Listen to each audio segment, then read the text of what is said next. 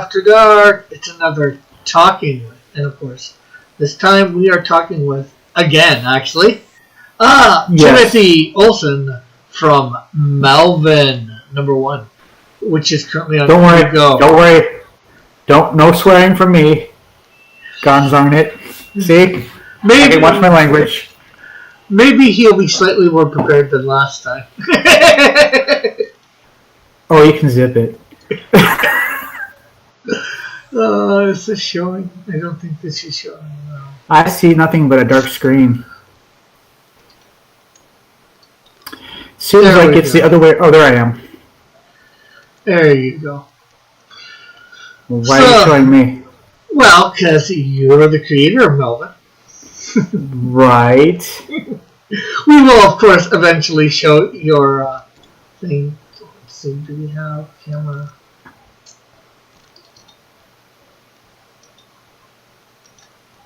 It's kind of weird watching myself on screen look at myself. There, they can see both of us now.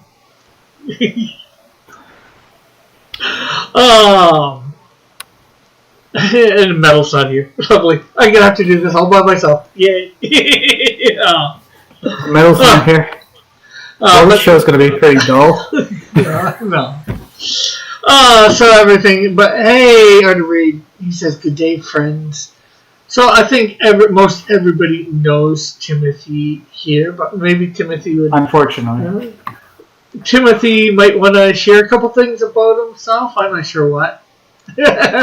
I'm a comic book creator. I write the scripts, I draw the storyboards, and I find the talent. Okay. Yeah, well, I guess there's a place to start. You know, like, how did you get into comic books? Like, what first drew you to reading a comic book? Let's see. That would start in probably 4th grade when I would get like Marvel cards if I finished my homework on time.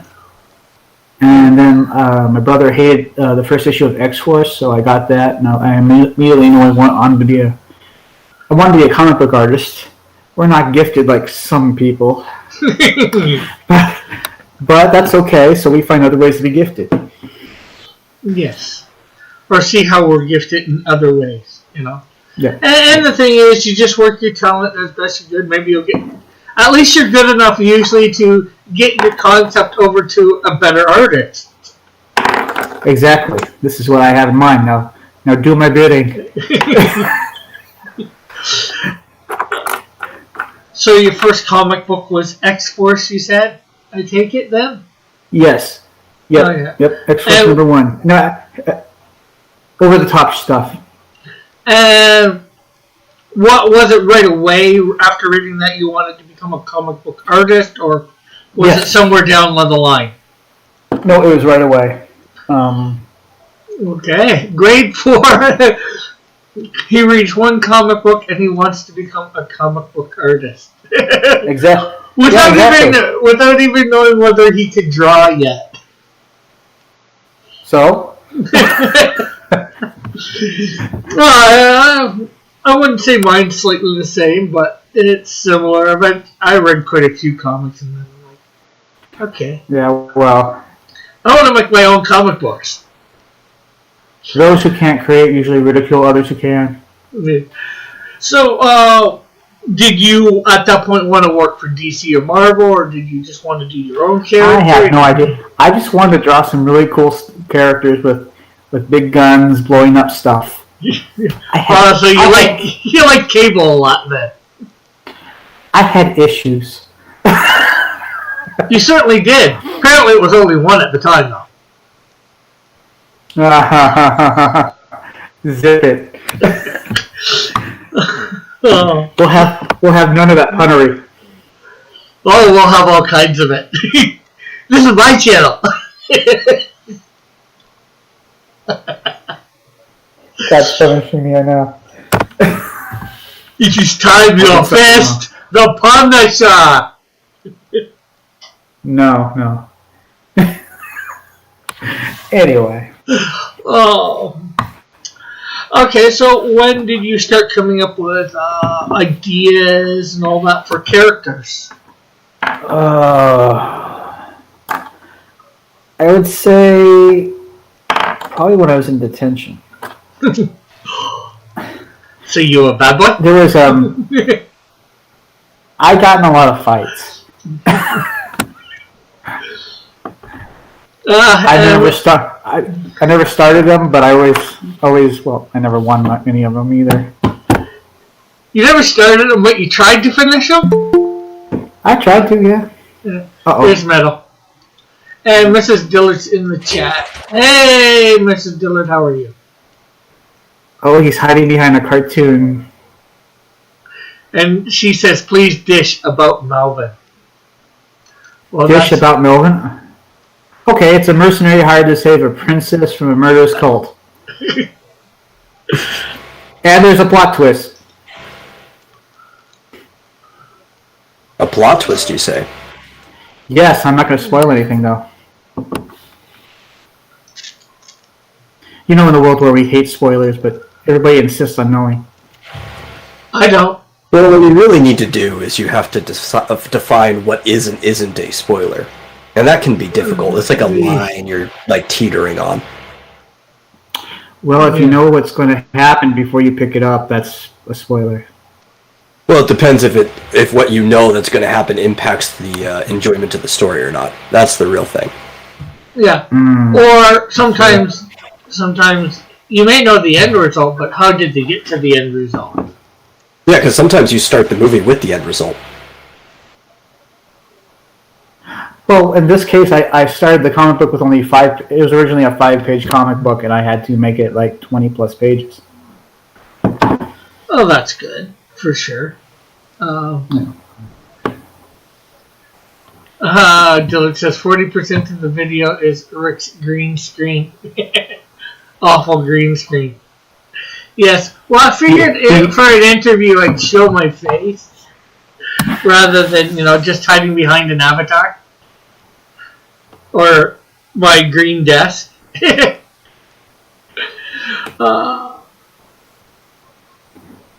So, you were sharing about when you were first coming up with ideas for comic characters? Yes, there was a paper that had all these cartoon faces that kind of vaguely looked like Calvin from Calvin and Hobbes. And it was all these different emotions like anger, happiness. And so I just would copy those repeatedly, and then I came up with... No, I didn't like my teachers very much, so I came up with Melvin. It was originally Melvin the Teacher Slayer. What kids think. And then it kind of progressed throughout the years, and I didn't really do anything with it until recently. Cool. Elric Series says, Dillard, why no Scribbattle? Also, hello, Dillard. Scribbattle is fun. Yeah. I barely guess it right because sometimes I don't even know what I'm looking at. But it's fun. It's fun to at least try, and then usually I'm not the first to answer either. So it's like, yeah, once you actually understand what the game is, it's kind of hard to see that it's fun when people are just kind of like teasing you around. Dylan says nobody showed up for Scribbattle. He said, "What? Oh, yeah. Well, he needed like another artist or whatever. Because he does it in 3s, and nobody showed up. It was too late. I can't draw digitally, so I can't help out with Scribbattle. I'm 100% traditional when it comes... Well, at least when it comes to the drawing phase. I can color digitally, but that's only if I already have the lines there. Yeah. Dylan says we postponed it. My drawing's too cartoony. I don't think it works. No, cartoony totally works. As long as you can do it digitally, that's the important part. Well, anyway. And I want to win the hat, so I can't draw. You can draw 1 week, Elric. It is a sweet hat. I don't think I'll be able to win it, but it is a sweet hat, though. Let's see. Go away, Reese. I was here first. So, yeah, as you're saying, you created the character. Have you created any other characters or along the times, or was it just Melvin that has always been your one true character. I think I created a character that was kind of a ripoff of Earthworm Jim. I didn't really do anything much with that either. Well, what got you to decide recently to do something with Melvin? Oh, kind of dust off the character and kind of what do you call that? Reimagine it. Yeah. Well, Jawbreakers. Jawbreakers? Yeah. Oh, that's good. So that's when and I think the whole crowdfunding thing made it possible though, because then you start running into other people who are trying to get into crowdfunding and. Yeah. And if without Indiegogo or Kickstarter, I don't think I would have bothered even putting these characters back out of the digging them up. And if anybody else out there has any questions for Timothy, let me know. Albert says he wants to win the hat. That's why Timothy Olson keeps talking trash about my beloved Skedaddle show. Okay. Marvel. Sorry. Marsupial says, I'm going to bribe Dylan to give me the hat, also known as purchasing it. Marsupial says, all right. And hello, Albert. Hi. I don't think Dillard would ever say no to getting paid for a hat. You pay him money to get a hat, I'm pretty sure. For sure. What else can I think of saying? And if Metal has any questions, he can pipe in too. But Metal, I already asked him a lot of questions over on my channel. Good. So, yeah. Are you talking about the Vomitorium or the other show? Oh, it's on the Vomitorium, yeah, the Hypotion. Oh, right, that show. That was fun.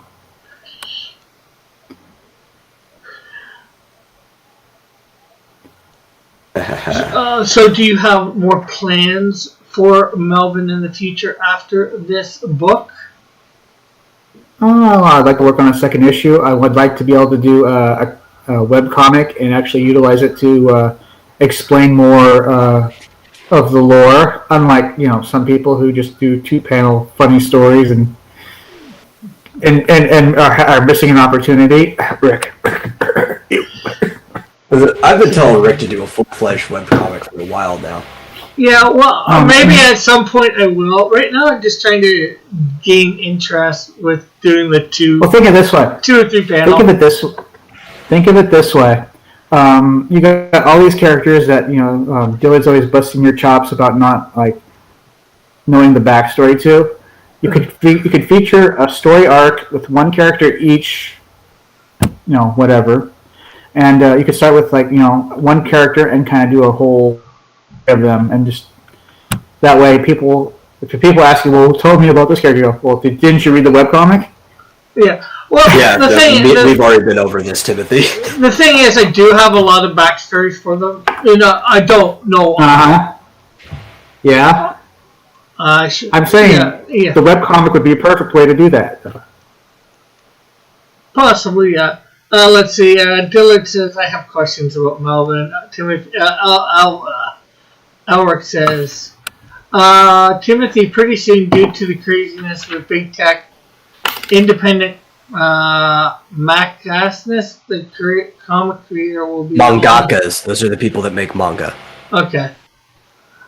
Will be the only ones making good content, so making your comic is a good idea. Dylan says, Timothy never asked me to do a variant cover because he hates me. What? When did I ever say that? Do one either. What? The Art of Breed says he hates us all. In other words, because you did ask Dylan to do a variant cover, he thinks you hate him. Dylan, would you like to do a variant cover? Now he's just going to say no. You wasted your time not asking me beforehand. Well, then why bring it up? It seems a little empty when you ask after the fact. Now you feel like you're forced to do it. Yeah. This was never brought to my attention. But he did draw Melvin once. Jeopardy music plays, laugh out loud, says Ulrich. I never saw it. He said he wanted to draw it, and I sent him a reference drawing, and I never saw anything of it. So I could have sworn he did a speed video on his channel. I didn't know that. I had no idea about that. See, he told me that. He doesn't even watch his channel. What? Well, whatever. We're on to you. Yeah. You found me out, huh? Okay, so I guess we will move over to the actual thing itself. Since I'm blanking on questions at the moment. Oh, so it's a typical Rick stream then. Yeah. Geez, I wonder if I know any cover artists, asked Dillard. Or says Dillard. That's what you should have been thinking.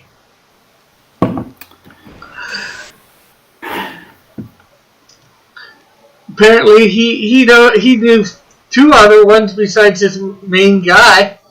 Neither one was you, John. He also never sent his OC to Dillard Draws your OC. You still doing that?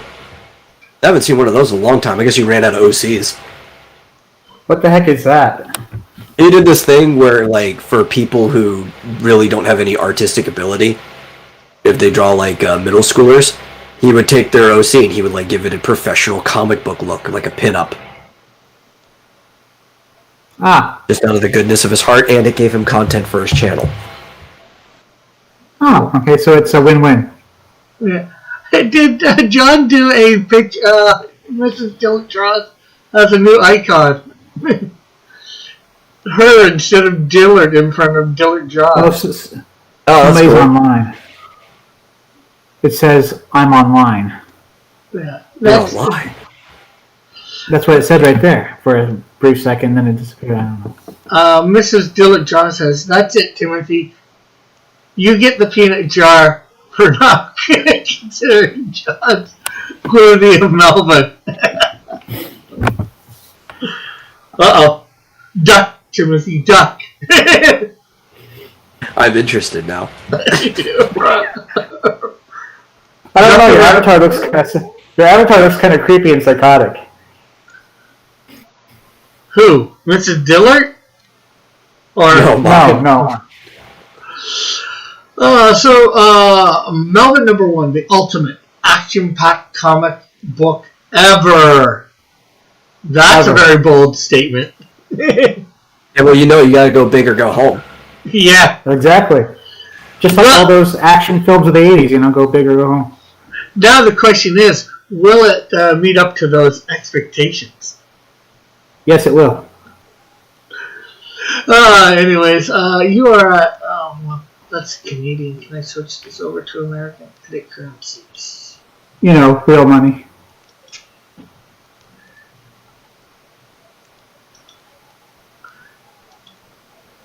So you are at $286 US of your $2,000 flexible goal. And you have another 49 days left. So that was recommended by somebody. You're just over 14% of the way there, which is good.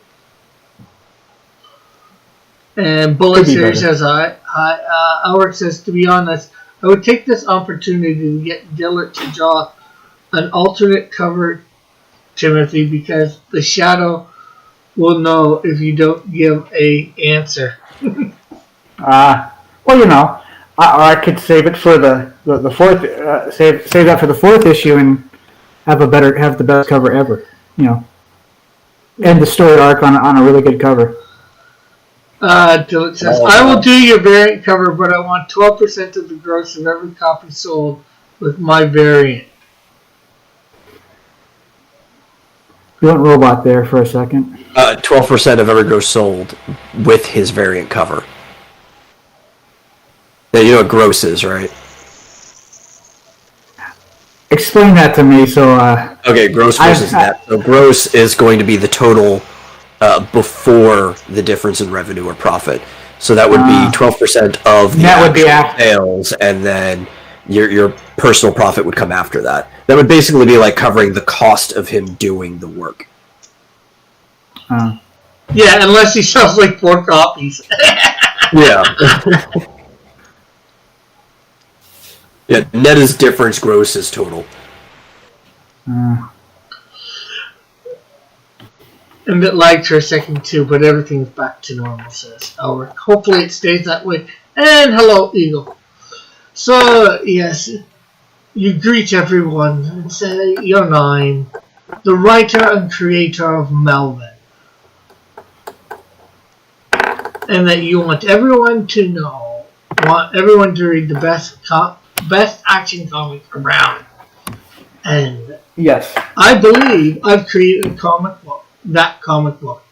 The hero is a mercenary named Melvin, who transverses dangerous terrains and fights even more dangerous tyrants on an alien world. Are you rolling dice over there? This. Let's see. If he hopes to save a princess from a murderous cult, Melvin will have at least 27 action-packed pages drawn by newcomer. Okay. What was that? Hello? Hello? I said go. I said... Well, why'd you interrupt him then? I'm sorry. Go ahead, continue. Sherwin K.O. Sudness with an original cover. Sains? Okay. Drawn by newcomer.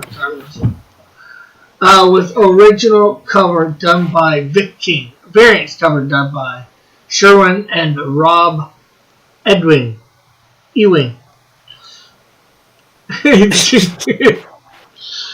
Diller says, Jesus, take the wheel and let someone else read it. Yes, please. I mean, it was a nice attempt. I mean, sorry.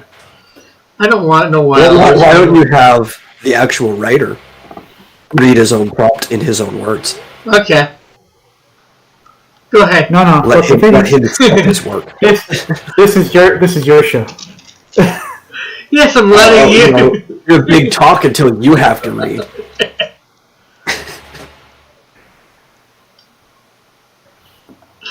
Marsupial says he wants a variant cover by Sherwin Williams. Not even sure who that is. Sherman Miller? It says Bullet. So there is the top one's the one by Vic King, right? Yes. Yes, so it was recommended I have somebody redraw the original cover, and I think it was the best idea ever. Yeah. You're going to have to get your Melvin there and be able to stamp it on there above his head or wherever. I already have an artist working on the logo. Oh, okay. Yeah. He hasn't gotten back to me yet, but hopefully he will. Yeah, and there's something else. You might want to try and keep it consistent between the books, too. Maybe. Well, if he has an artist working on a permanent logo, he could just go and replace it and keep it consistent between the books. Yeah, that's true.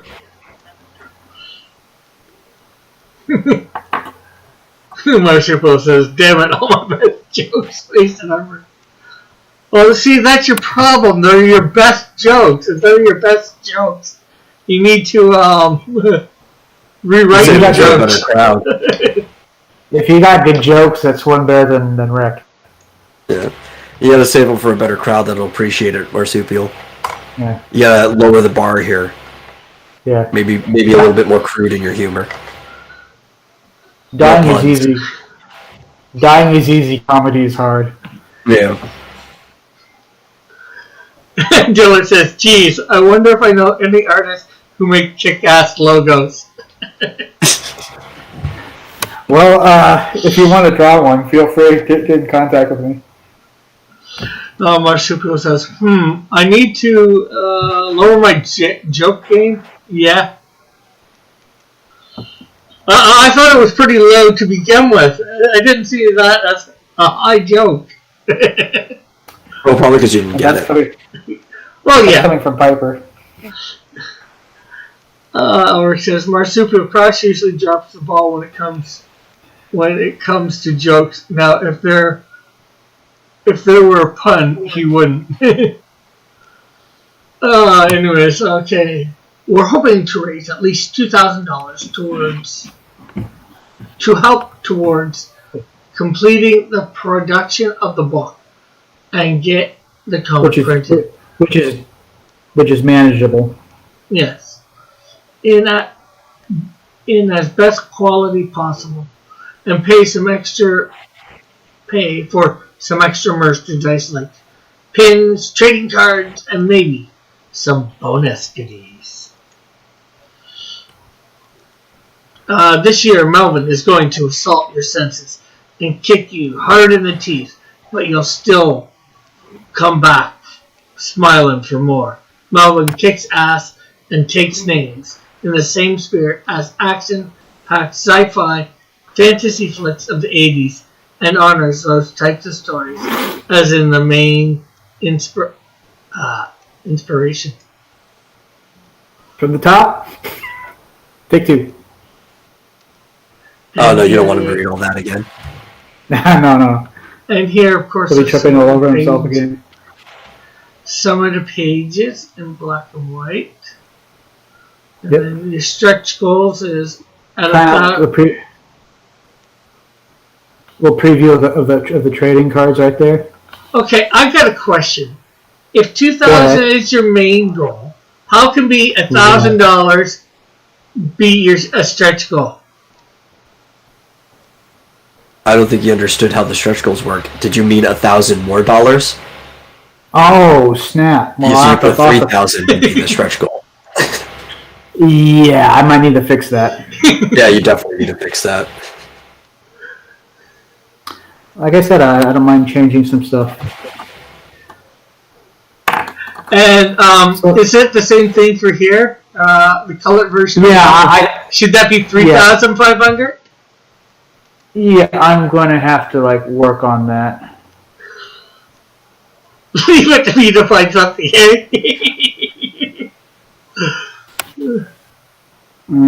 Yeah. But here are some colored pages if it gets to 3,500 American dollars. Yeah. Ulrich says, cool, they kind of look like Magic the Gathering cards.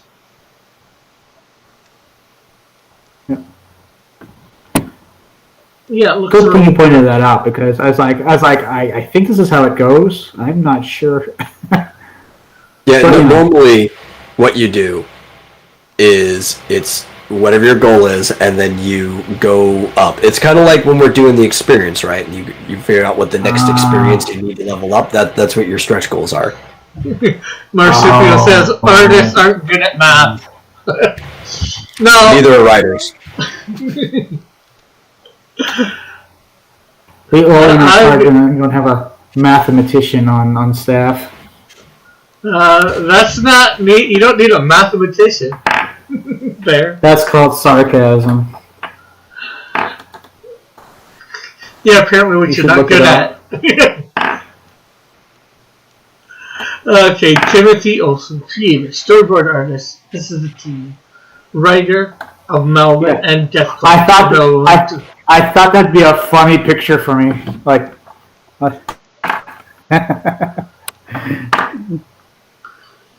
And that scene from the Buckler where that guy's getting punched in the stomach. Dude, that'd be funny. Did you ask for the artist's permission to use that picture? Oh. Did you credit the artist? You're making me feel like a tool now. Oh, of course. There's your artist, Sherwin. Yep. Artist, is that supposed to be him or the cartoon version? No, that guy's doing the lettering and the proofreading. Marsupial says in Dillard's voice, Stop throwing the knife, Timothy! Damn it!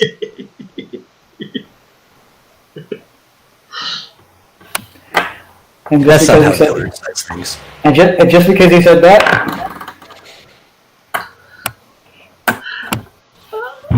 Art of Reed said, laugh out loud. Mallet says, doxing! Okay. Dear James, letterer.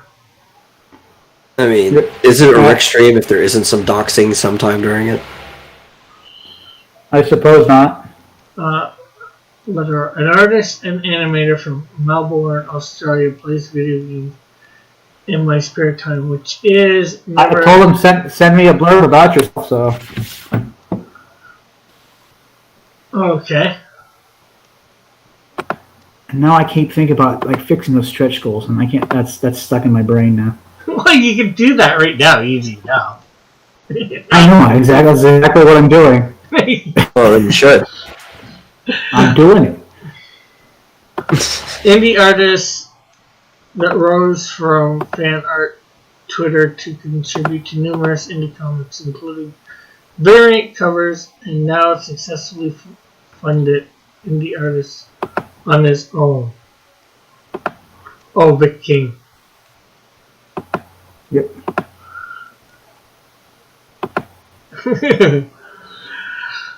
Eagle says, Marsupio, are you saying that Math Lab guy isn't an artist? No, he's not, Eagle. He's a writer. Dillard says, Metal, be nice, jerk. Hey, don't tell me what to do. Elric says, math and artists go together like California and freedom. Oh, it's actually pretty good. Mallet says, John, I still need that CV nerd drawing. Okay, so let's go up here. Let's see whether he's fixed the stretch goals yet, folks. I guess we're gonna have to. I get that. I'm actually in there now. Oh no, okay. Not yet. Working. Okay. Anyway, so let's see what you got here. You have a digital copy of Melvin, right, for $5. So I guess that's sort of self-explanatory. Just comes with the digital copy, nothing else, because you can't get anything physical with a digital copy because it's digital. Oh, it's like Larry said. If you don't have a digigal copy, you're leaving money on the table. Yeah, that's like half your audience or potential audience just like gone. And maybe people are not sure they want to actually go for it. Get a physical copy. They might not like Well, it's not it, even just that too. Like shipping outside of the United States is crazy. So you even have like overseas people that might want to read your book but don't want to pay for shipping. So now they can't just get a digital copy. Yeah. Mel says, and with that, it's time for the shows. And Eagle says he's a writer since when? Since always. He's never been an artist. No, I thought it was. You think I'm as good? Larry, you think I'm as good as Dillard? Are you kidding me? No, they're talking about Larry. Larry's a mathematician. He's not a writer. Yes. Oh, I forgot. Okay, I'll just work on that later. Of course. I just erased. Of course, for $10 US, you can get that wonderful thing, the book. Will that come signed by you? If people, well, shit. Oh man, he made Mel fall asleep. Should I sign it? Why not? Sounds fair. Being nice, I do think I owe Dillard a free book since he was the first person ever to back my campaign, my own campaign. So, I'm not such a monster after all.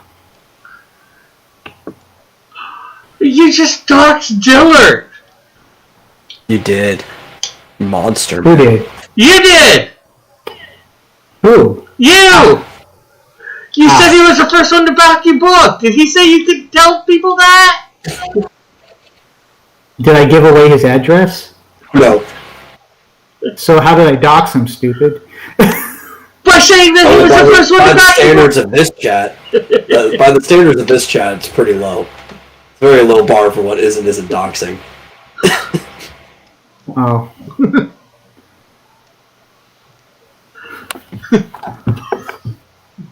How do you feel about that, John? Heck, even before I shared that Marsupial got mine, I asked him first. Like, coloring book. Oh. But of course, I'm teasing you a bit. Yeah, there's no need to freak out about that. Say what? There's no need to freak out. I'm just teasing you. Did I freak out? No. Well, how do we know you weren't freaking out on the inside? And of course, you're going to get a button and a sticker. I'm confused. What's new?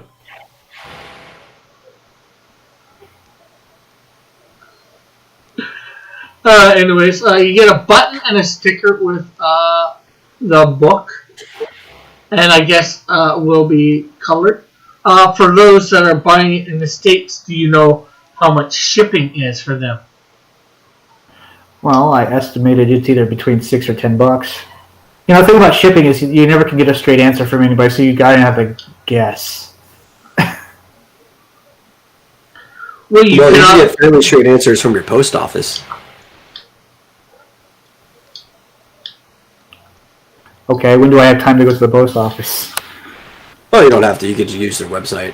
If you're using USPS, they have estimated shipping.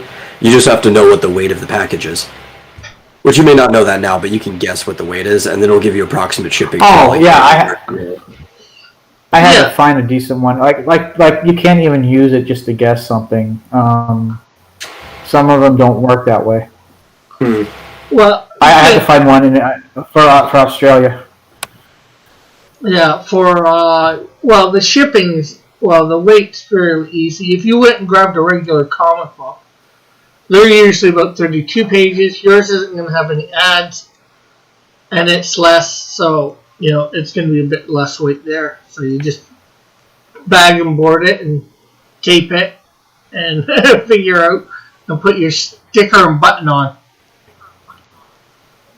And that would give you the weight. Dylan says he doesn't have secrets. Man, it's all kind of hostile in here, says Dylan too. Oh, Rick, why are you getting so aggressive? I know. Yeah. Marsupial says, now I'm ashamed that everybody knows about Rick's coloring book.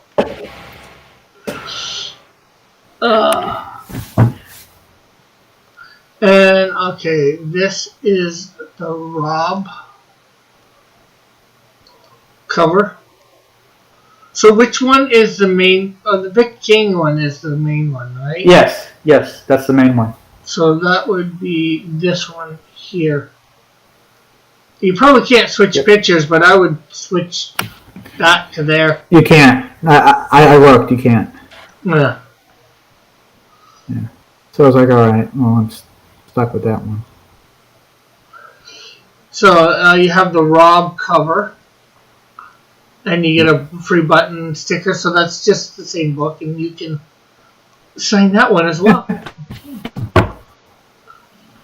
Yeah. You add value by saying, okay, you get you get this book for the same price now, but at no charge to you, you get a sticker and a button. Cool. Bullet says weird gay vibe, and then Sherwin's weird gay vibe. I don't want to know. And then, of course, you've got this one. You get all 3 books for $20. That's a good deal. You save $10. Yeah. That seems to be a very popular one, too, because there's like 4 people that back that one. Yeah. Yeah, well, because that's the best deal, really. Actually, you should make that your featured perk, too. That way it's right up at the top. Because it's your best deal. Oh, okay. I'm pretty sure I can still do that. Yeah, that you can do. You can change featured perk all the time.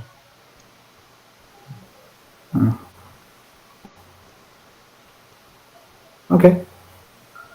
And this is just to Australia. So the shipping would be. Yeah, the thing is, when I was kind of doing that,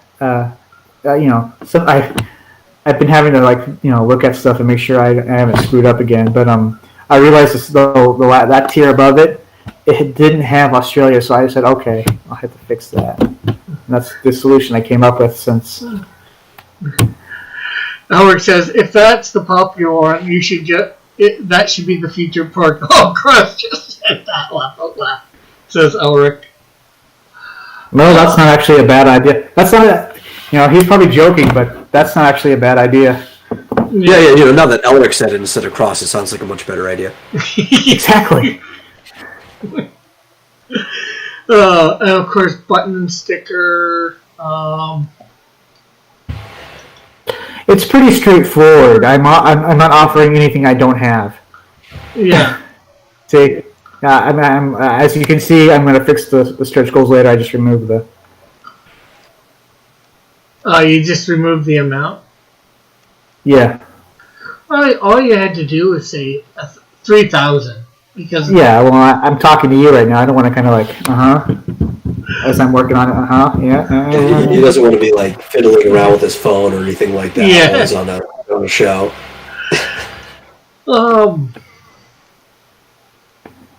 I'm trying to think of more too. Like I said, if anybody's got any questions or whatever. Yes. Just give Rick questions because he didn't write any himself. Well, he come with a full list of 50 questions to drill you with. I guess you should tell us about the cast. So there's Melvin himself. Tell us what you. Melvin, the princess. Her name's Alice. There's the villain, our Jonas. He's the second highest priest of the cult. And then there's just a bunch of creatures and cultists that he's fighting through just to get to her. And turns out here's the spoiler right here. Turns out she really doesn't need his help. Oh, she's a strong, independent woman who don't need no man. Pretty much. I see how it is. Yeah. Well, a wise man did say she looks like she's a fighter. I see how it is. They're always that way. I mean, tell us about Melvin, who he is, how he became, without giving too much away, or that's in the book. He's a mercenary. We're working on a web comic where it explains that he grew up on a farming planet, and he ends up getting nearly killed and found by a guy who trains mercenaries. They're kind of owned like gladiators in ancient Rome were. Mm-hmm. So that's how he became a mercenary. Cool. So I guess then. Well, also tell us about his personality and all that. He's all about the job. He just wants to get in, get the job done, and get paid. Okay. How did he become a mercenary, or does that book cover that? The webcomic will cover that. Yes. Okay. The webcomic. We're actually doing concept sketches right now. Marsupial says cultist, you say, and then Elric says, does it involve Raven? No, it doesn't involve the cult of Raven. Is that the main bad guy, who's the second in command, is going to pull a Kefka at the very end, and he's going to throw the first in command over. He's going to do a coup and then just become the main bad dude. Hey, John. Oh. Hey, what up, Rick Piper of Cross Comics? How are you doing? I am doing good, John Dillard of Dillard Jaws. Well, you copied my joke, Rick. Rick, you got to be yourself, okay? There's been a lot of awkward questions and lack of questions. He takes it mostly from the audience. I know, yeah. That's kind of how he rolls. I don't know. Yeah. So let's talk turkey here. Is Melvin actually orange? He's yellow. It's kind of a tip of the hat to The Simpsons. I grew up watching The Simpsons. And I also came up with the idea when people were making a big idea about skin tone of the character instead of the character. Mm-hmm. Yeah. So it's kind of like a middle finger.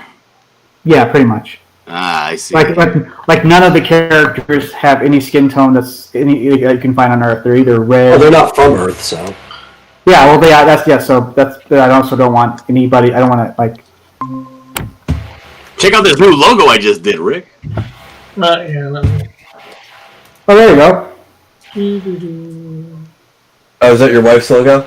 Yeah, she was harassing me, saying it's been 2 years and you still haven't made me my logo. You just throw the Mrs. from Mrs. Pac-Man on. Hey, I love it. You gotta get things done, right? Isn't it recognizable? Yeah. Let everybody see it. Let's see. Here it is. Well, no, yeah, Rick just doesn't share things on his channel unless it's his face and his gigantic green screen. Well, Rick likes to sit in the very bottom right-hand corner of his gigantic green screen and then share the whole screen. Wait, he doesn't do anything with the green screen either. Yeah, why don't you just crumble yourself out and then put yourself over the screen that has everybody else in it? Or use the green screen to showcase, like, images from the comic you're reviewing today, Melvin, in the background behind it. Yeah, I did that before, actually. Yeah, but you're not doing it now. Yeah. Does he have to tell you everything? Yeah. And well, technically, I have been using my green screen for my verse of the day. Did I just get technically again? Yep. Yes, you did. I think you did. All right, so this variant cover that we're gonna do, Tim. What do you want it to look like? Oh man. You want it to look like some Frazetta Melvin piece, or do you want it to look like? You know what? You ever seen any of the artwork from Doom, like Doom 2 or? No. So like the that box would art be cover and stuff? I don't watch movies like that. Yeah. No, it's a game. Well, the video game. Yeah. I play even less of those. And hello, Hidden Gems, how are you? That'd be the idea. All right, let me go look it up real quick. Marsupial Gamer says, Miss, does she not need no man? Oh, yeah. Okay, so Doom 2. It looks like there's a guy firing some guns into a crowd of beasts. Exactly. So like a Frazetta then. Yeah, pretty much. Okay. Well, I'm doing fine, Hidden Gems. Right now, we're talking with Timothy Olson, who you might see sometimes in the chat. He's got a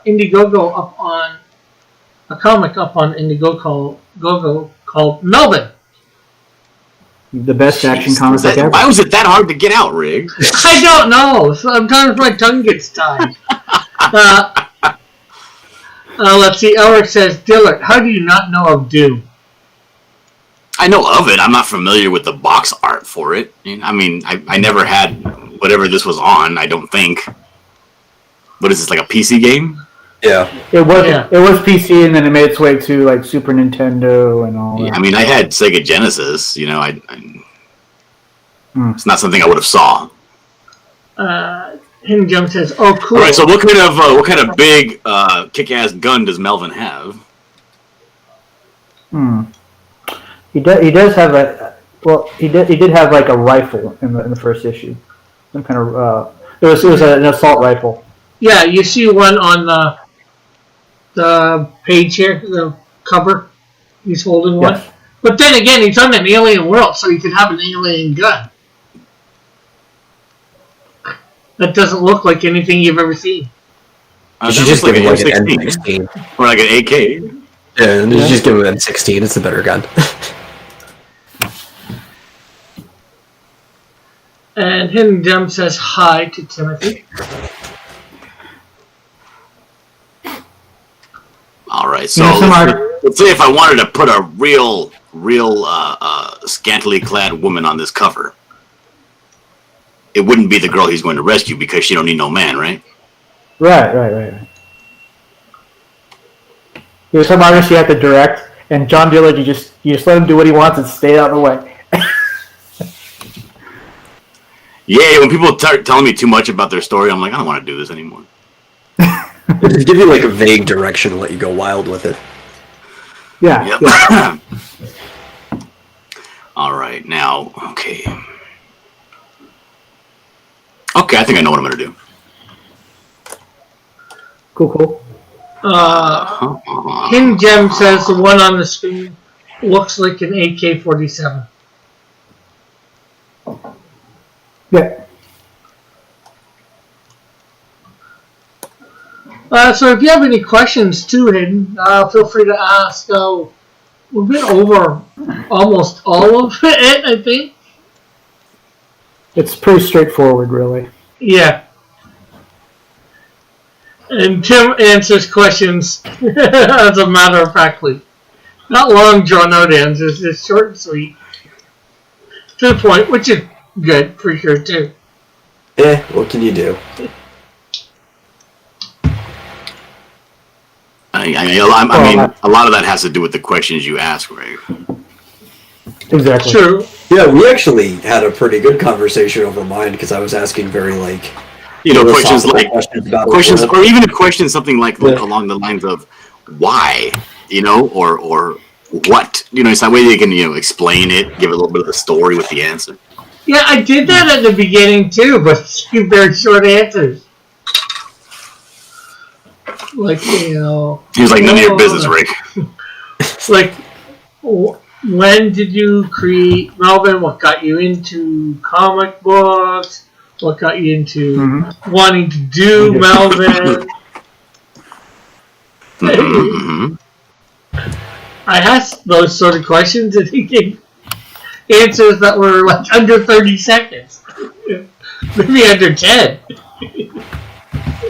Right. Rick, are you berating your guests now? No. I'm just telling the facts. Yeah. He said he's already made a list of, what was that list? Like, he put all his friends on? He did a list or something. Oh, he did a list for like the ranking list for viewers. He's gonna start doing that for his guests too, and you're gonna be at the bottom of it. Probably. What overall shape is your logo going to be? Is it going to be a rectangle? Is it going to be like drooping on both sides and tight in the middle? Do you know? I'd say, it's maybe a square. A square. Yeah, I don't know. I was thinking like a heavy metal style looking logo. Something that says like you can see easily on it like a metal album cover or something. Hidden Gem says, yeah, this is some super cool art. Eagle says, Rick, I'll take my wrench now. Dillard says he needs a list. What type of list, John? The good kind. Okay. Eagle says, who, what, where, why, when, and he forgot how. And Alex says, what type of characters or series inspired you to make Melvin, Timothy? Well, I'd say John Carter of Mars, that book series. I'm a big Edgar Rice Burroughs fan. I might have to say early Image, especially anything Rob Liefeld did. Cool. Oh, I know you said go ahead. Indie stuff like old indie stuff like Teenage Mutant Ninja Turtles, because without Teenage Mutant Ninja Turtles, Cerebus, we wouldn't all be here. Those people were making it before we were even doing this. Yeah. Now you said you created Melvin when you were about in grade 4. Grade 4, I believe it was grade 4. So, and you just recently did him again, and yeah. I dug him up and revitalized him. What changed between the grade 4 version and the present version? There wasn't really much of a plot, and he just went around killing people. Like I said, issues. Doesn't he just do that right now still? Well, yeah. Except getting paid for it? Oh, it was personal. No, it's not personal. What he's asking is, if we do fund this campaign, are we going to be funding some sort of a revenge tirade? No, not at all. Are we going to be funding the purchase of firearms? Marsupial wants to know what grade you are in now, Timothy. I'm way too old for that. Come on. He's in the 21st grade. Yes, exactly. Elric said, cool. Timothy has good taste, says Eagle. Is this going to be the Dillard variant? Asked Marsupial. Yeah, what Marsupial wants to know, I think, is how does he refund and then buy the Dillard variant instead? Well, maybe he should wait till the Dillard variant is available and get that instead then. Or you make the nice deal of, like, say, I don't know, $30 for all four, the main cover and all three. And I guess you could do the Dillard variant separate. Or just to make sure people get the Dillard variant. Well, he would have to, because I'm not the kind of person that's willing to do the math to figure out what my cut is of this 3-part split.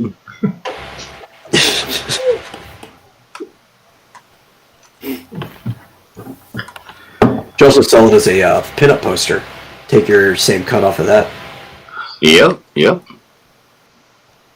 You can make it an add-on, Timothy. Get the Dillard poster, and then just you guys got to hawk off 12% from me. Huh. Then make a trading card of it. Just zoom in on the image, and then put it in the Melvin trading card as another add-on. Who knows? Possibilities are endless, huh? Yeah. I'm gonna make a trading card. I'm gonna make a trading card for the buckler. Definitely. That'd be. Why haven't you? Yeah, why haven't you made a trading card? Because I want to do my own image, separate original image, and right now I'm busy working on the interior pages. Okay. How's that going, by the way? Oh, swimmingly, actually.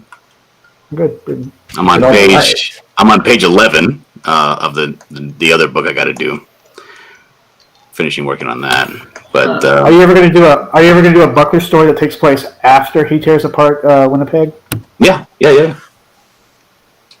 going to be called Buckler. It's going to be called Buckler Book 2: Segregation. You'd kind of figure he'd be on the run after tearing apart a major city. You would think so, but nope. The run from who? Well, I don't know. Military. Sounds too hulkish, though. I don't know. Marsupial says, I got the Dillard variant of the Canadian Shield, and then I got a job in the house. Just saying. So anything Dillard you get, all of a sudden good things happen to you. Is that what happens? Eric says, Timothy, are you the artist or the writer for the comic? I am the writer. I do draw the storyboards, but that's not the same as being the artist. This is just saying, hey, this is what I want you to draw. And Marsupial says, turn on the lights, Metal. I did. All right. Also, other than his gun, what other weapon does Melvin use a lot? He has a shield. As you've probably seen on the campaign. So a gun and a shield. Okay.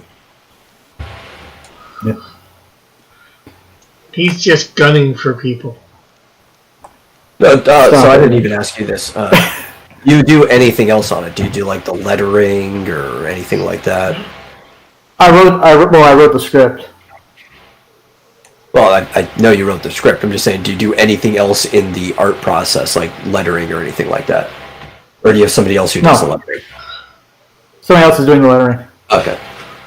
Elric says, same. I got the Dillard variant cover of the Canadian Shield as well. Best decision I made buying a comic. Well, there you go. What else can you say? I don't know. What can you say? What do you listen to when you're writing your story, or do you work in silence? Asks Elric. I'll tell you what you should listen to. Rick's advice. Burn. That was a burn. I listened to a lot of I've been listening to a lot of metal and punk. I listen to metal too on the Vomitorium all the time.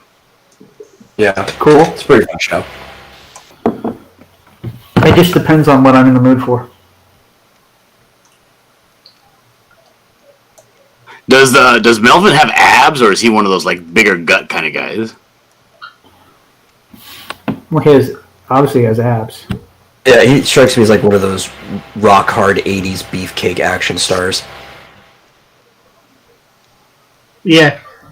I look at the pictures and I say he's got abs to spare.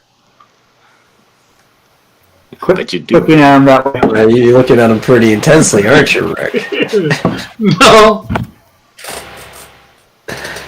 I see what you're doing.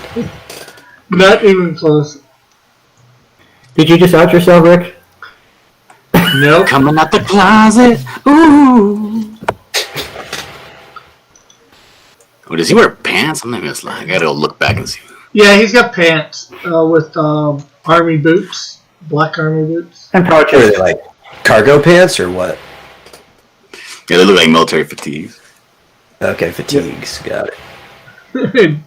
I'm gonna have him really low on the hips. That way you can see his little Happy Trail V going on. Mm-hmm. Nice and sexy. Not Christian Slater sexy. Never Christian Slater sexy. That's too much. We got Artery going, oh my, and Jim saying, laugh out loud. Is it this video? I wonder whether it will play. That's Bullet, he meant.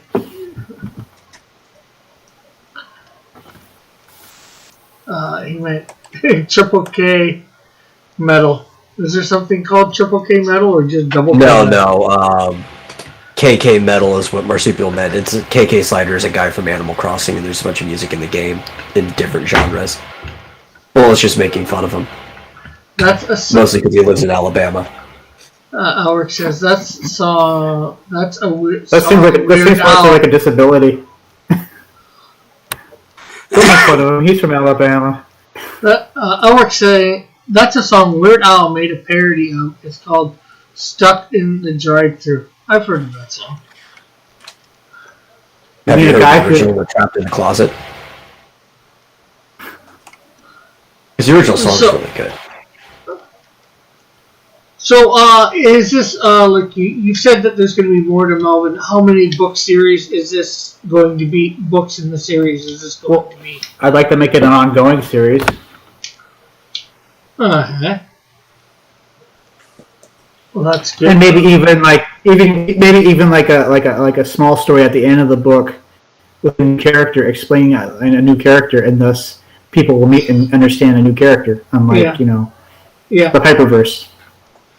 Damn. I mean, it's getting hot up in here. Now, seeing as how it's 27 pages and you can only print in multiples of 4, any idea what's going to be on the 28th page?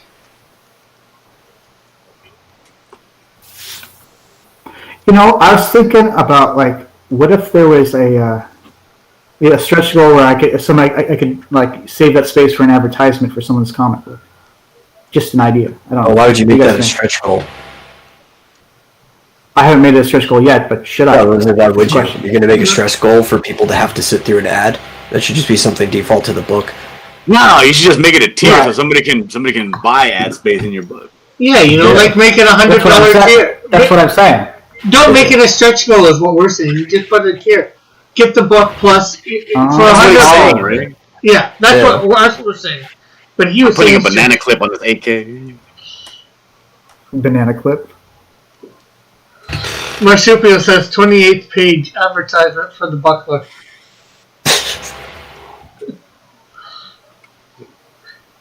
Okay, his foot's not going to be going forward. It's going to be going back. I'm not even sharing my screen. That would just force you to put it for the 20th page an advertisement for the Vomitorium. Not even a comic book. That would work. But yeah, you can put a tier for $100 to show off for an ad, and say we get the book too.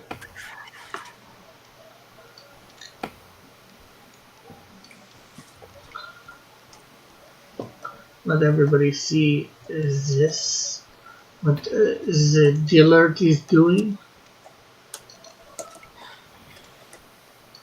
Don't say things all weird and foreign, Rick. It's nasty. Yeah. Well, Rick's foreign to us. Does that make him nasty by default? Yes.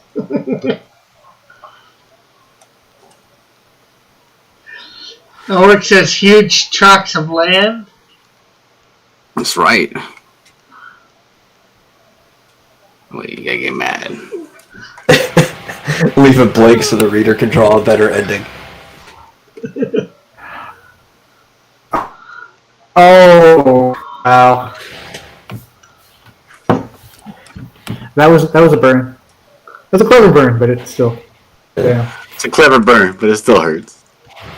Yeah, exactly. But you still have to actually come up with a few things too, like inside front cover, inside back cover, back. You can always leave that stuff blank. Yeah, you can. But You should for the 20th page. You should just have your artist have Melvin just flipping the bird to the reader after finishing. I don't even think they'd be offended after the book they read. They'd probably just feel like it's in character.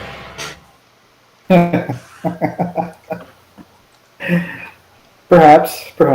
Mallet noticed I finally got a logo from Delivery.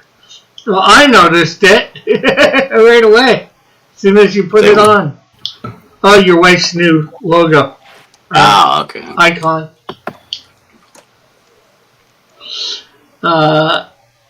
Eagle says, Melvin versus Assassin Snowdrift. What is the outcome? Oh, of course Melvin wins. No problem. Oh, it's because Assassin Snowdrift doesn't exist, so it's just like him fighting an imaginary friend.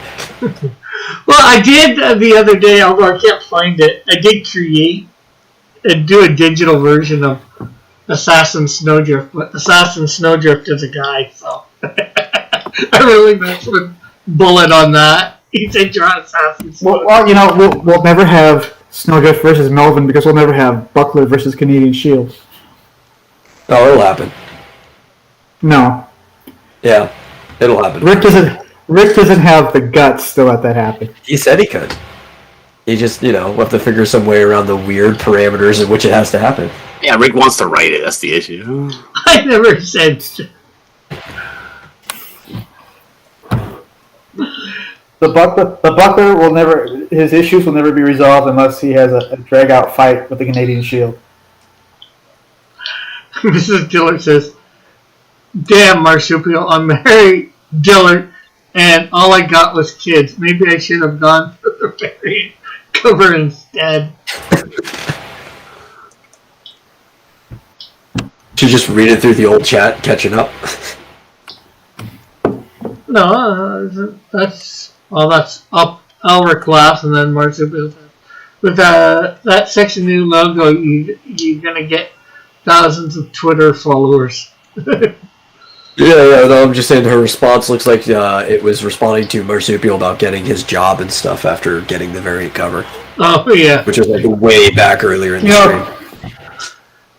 Being that Miss Pac-Man was just Pac-Man and drag, let's hope it's the logo originally was not right in front of him. Say what now? I think he's insulting your wife right in front of you. Because he said Miss Pac-Man was just Pac-Man and drag. No, I think he's insulting John's drawing. He's trying to say John. It's John in the image in drag. Sounds pretty belligerent to me. I had a joke lined up, but you guys ruined it. Marsupial says to Mrs. Dillard Joss, "You'll just have to learn to live with your mistakes."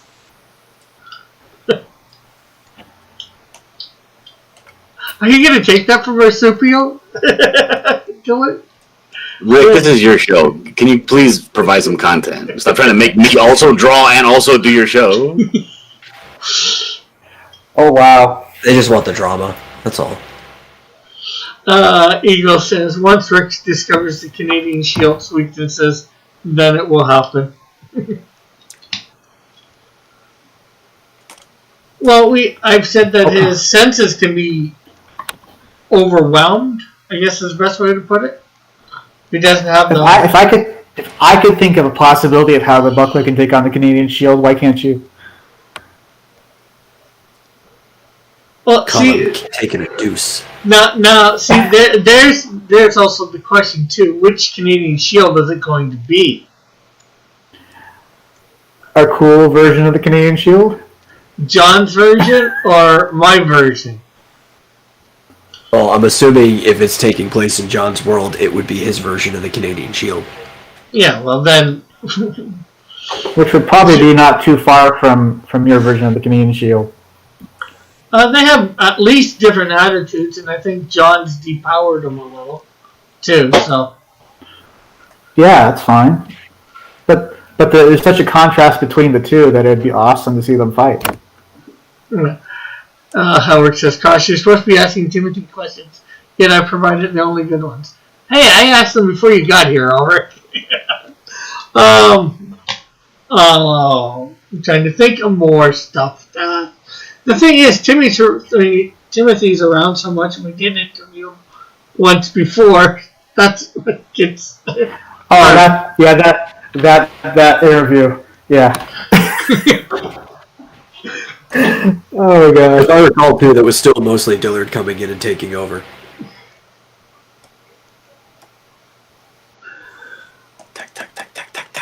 Okay. Yeah, look at all these shells coming off of this gun.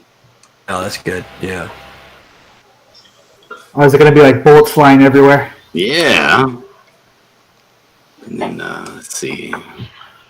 Gotta put like some skulls here. He's like stepping on a skull. And of course, There you go. These things.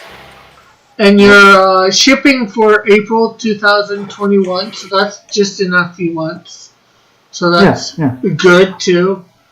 It was a pretty good idea. Yeah, well, it was better than your February. Yeah, that makes sense. That does make sense. You're right.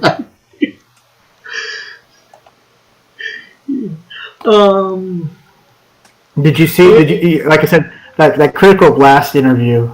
I knocked it out of the park, but the guy before me, dang. I knocked it out of the park.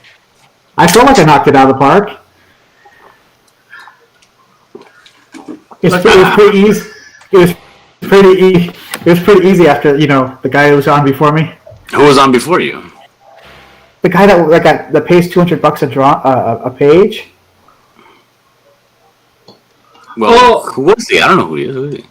I don't know. The guy that Naomi Larry was interviewing last night. Oh my God, that's another. Yeah. That's not the name of the person. Well, I don't know who the hell it was. Heck, no, his first name was Larry. That's all I know. He hired an artist that originally worked in. Interviewing another Larry? Yeah, I know. There's more than one, right? Ah, that's weird. Right. We're gonna have a big muzzle flash right here, and everything's gonna be. That's gonna be the main lighting of the picture. So have you decided how you're shipping it? Like, are you going to get Gemini mailers, or? I was going to look into some Gemini mailers. Yes, I have a list written down somewhere. Okay. Mrs. Dillard has a good question. I doubt that. Do you all think you need to show your face to sell comics? Personally, that's actually a one. Oh, well. What about that, Timothy? Do you think you need to show your face? Do the people need to see you in order to sell comics? I guess it's not necessary. Why not? I don't know. I'm good either way. And also, I go on to asking this in the not in the strictly most literal sense either. I mean, do you think, going along with this, that you need to have a presence online? Do you need to have a following to sell comics? I guess in an independent market, how else would you do it? Right. Yeah. Well, if you broaden the range from just your face to a following, then yes, absolutely necessary. I think people were doing it for a long time without showing their face, but like any salesman, if you can be charismatic and sell your property better in almost a personal way, you are risking an advantage by not doing so. Well, also, like, our characters are not as iconic as like Marvel and DC. Marvel and DC characters kind of sell themselves almost because they're, if I went up to a random stranger and said Batman, they would know exactly who I'm talking about. Yeah, but do you think they would have known that when the comic first came out? Now, there's some different advantages that they had, but like rewind the clock back then, nobody knew almost anything about anybody making those books at the time. They just saw them at the newsstand, which was an advantage all on their own. Yeah. Most of these companies had a presence to be at newsstands, too. It's not so easy now just to, get your book sent out to newsstands. Yeah. I was going to say, how many decades did it take for them to become like a household name, though? Superman, Batman. I believe it was 2 issues. Superman and Batman, not long. No. Yeah, they went fast. But again, things were in the newsstand. Everybody was at the newsstand every day to pick up their newspaper. Kids were able to walk by and just drop like a dime to get a comic. Things were different back then. Yeah.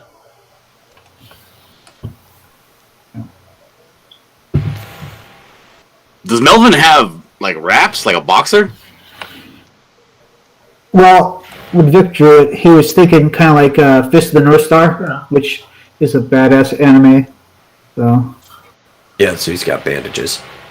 Well, let's see. Hidden. He have bandages. Hidden Gem says like Daft Punk. But yeah, I'd say actually probably for the independent, you need to probably show your faces on this thing. Especially while you're trying to sell your comic.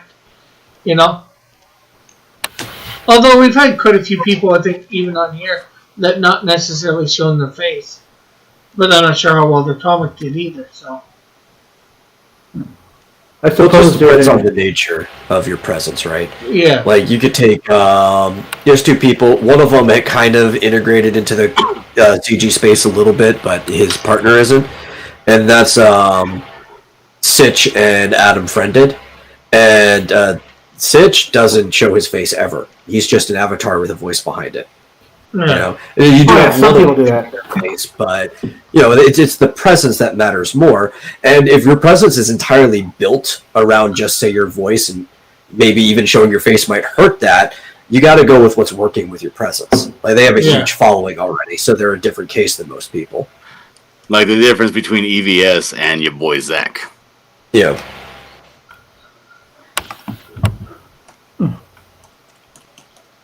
Let's see. Marsuper says, I wish I hadn't seen these people faces. I'd have bought 6 or 7 copies of the Buckler if I only knew John's sultry voice.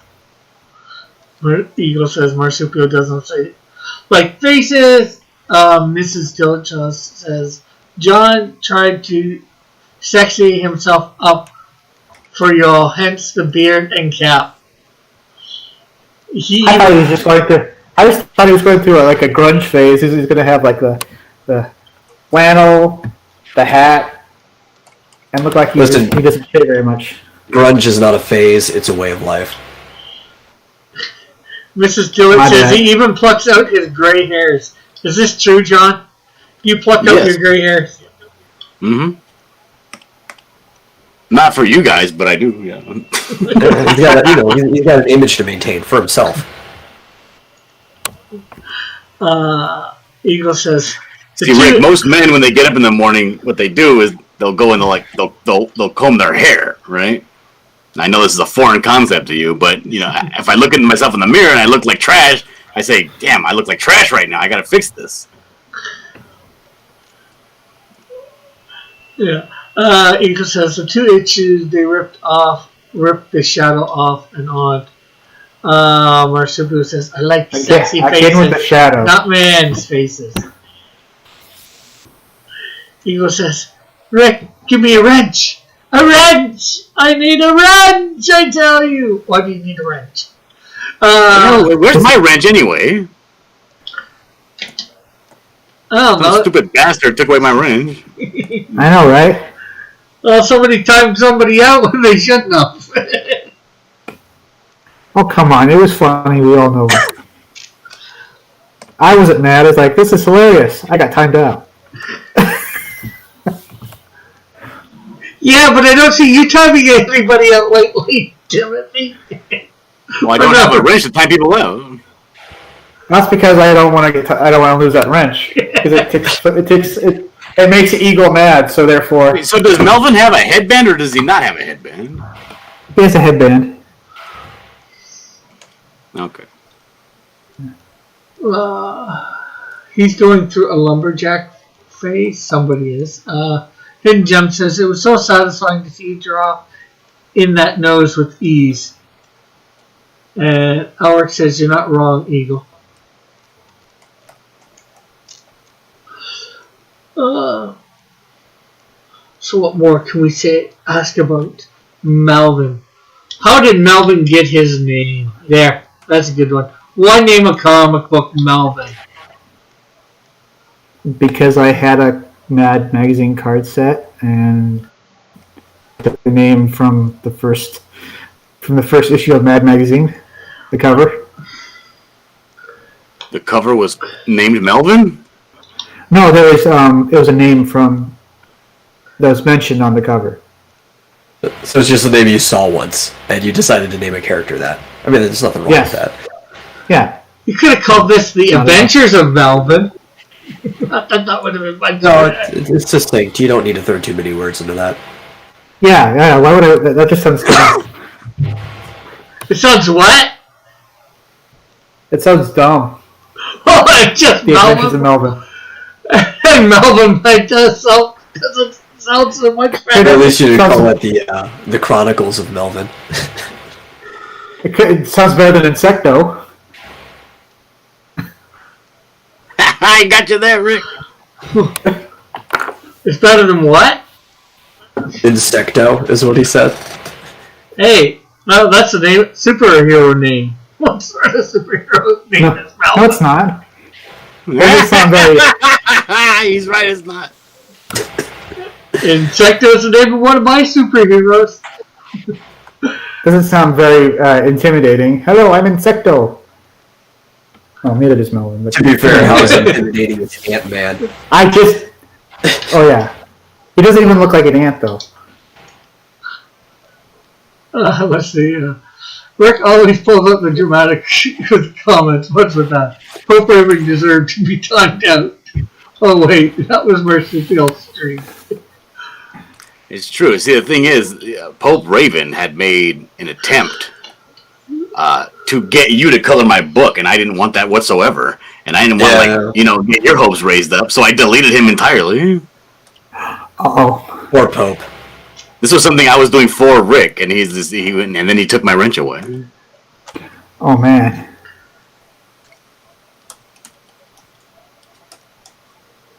Did Rick drop out? Why he went silent? No.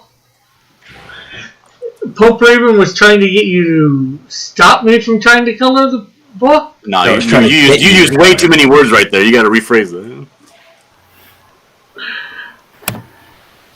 Okay, what was Pope Raven trying to do? Pope Raven was trying to get me to hire you to color my book. Oh. So I had to time his ass out. So basically, Insecto is a walking PSA. Insecto doesn't even have 6 legs. True. Marsupial. And I'm not sure what PSA, what? Public service announcement. No, I wouldn't say he's a public service announcement.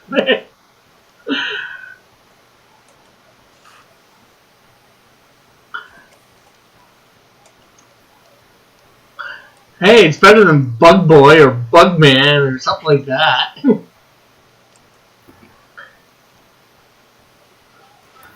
Insectotonus,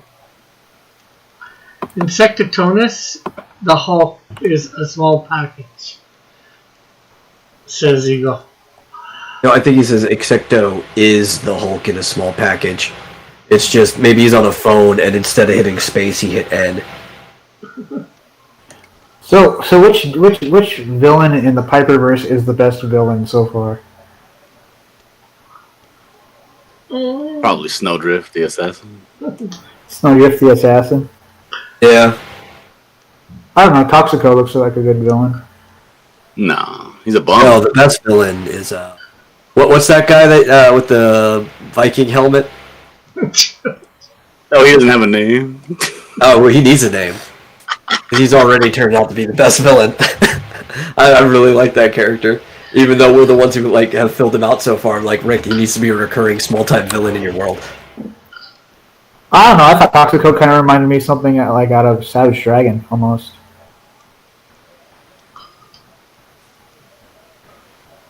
Well, they're all probably going to be pretty good eventually as people get to know them more and more. Everybody will have their favorite cross-comics villain.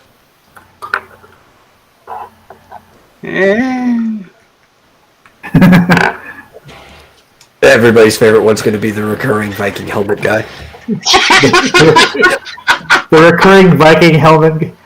He doesn't have a name yet. Maybe they should call him RVG. Recurring Viking. Recurring. RVHG. There you go. Going to be his code name until he gets a real name. So every time somebody says, "Well, what does that mean?"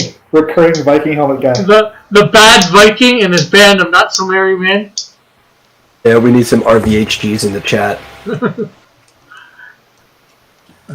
Eagle says, Insecto is a cockroach that won't die.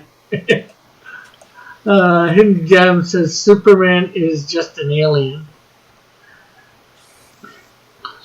He's not just an alien. But he's an alien. Says, drop a nuke on him and he'll be fine.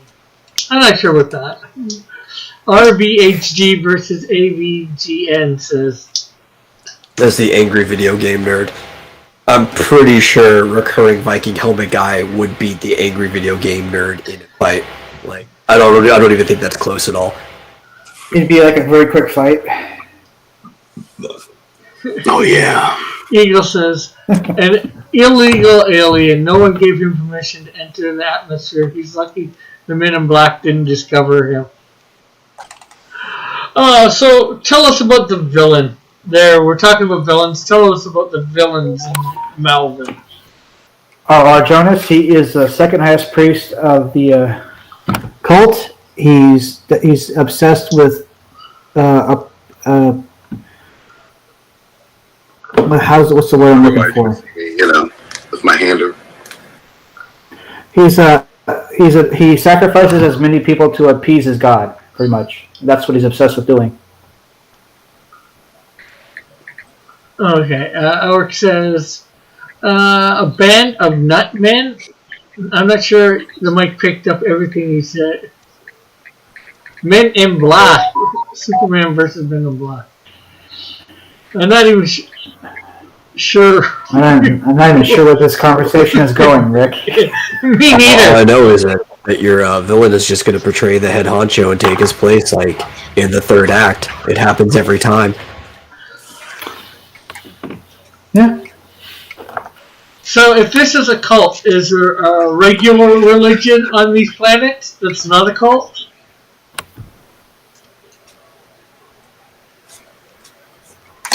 No, Rick. So then how can it be in the entire universe, other than that one cult? Well, you remember the Chronicles of Riddick? You ever seen that movie? Yeah. They're kind of based on that cult. Okay. They just go from planet to planet. Yep, they just go from planet to planet, destroying everything. But the thing is, there were other religions in the Chronicles of Riddick. Yeah. Yeah. Just usually for something to be a cult religion, there has to be a quote-unquote true religion of it. No, that's not where the definition of cult comes from. The definition of a cult comes from the following. And it's centered around a single person usually, or a single idol. Yep. I mean, you could technically describe early Christianity as a Christ cult before it actually spread into a full religion. Well, it was considered another sect of Judaism back then. Yeah, pretty much was.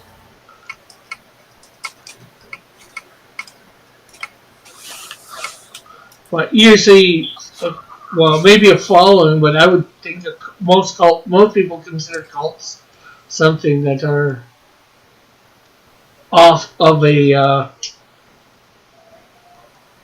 another religion, a distorted Well, it's probably version. because most people don't know what a cult actually is. They just have the idea that they like about it.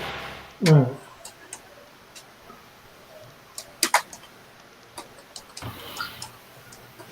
How old is Melvin? How old is Melvin? If he were a human, how old would he appear to be? Well, let's just argue and say mid-20s.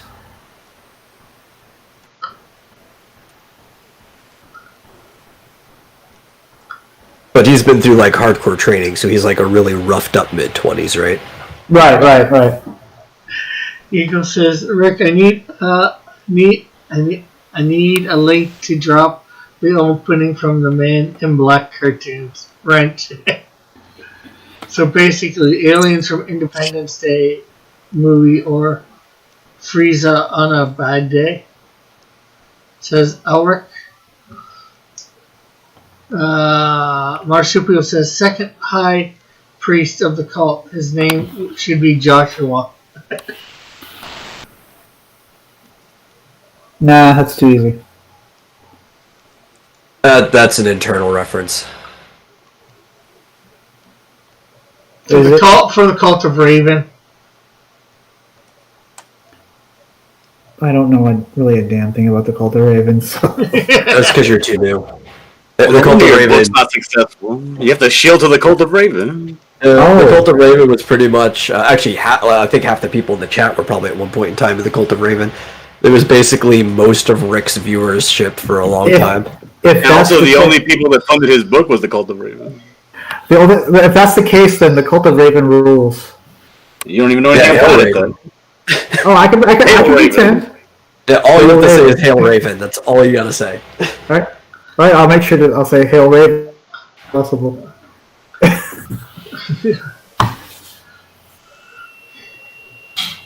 In fact, the character Raven is my favorite. It was my favorite Teen Titan character. You know what? You're sold. There you go. As long as it's not Starfire, that's all that matters. Starfire sucks. You're already on the right track. There we go. Check this Church of Starfire trash, right?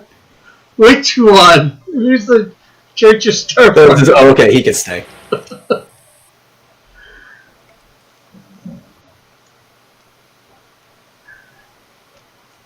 Yeah, we're actually over on Minds now because, Twitter's dying and Marsupial even opened up a group for the Cult of Raven over there.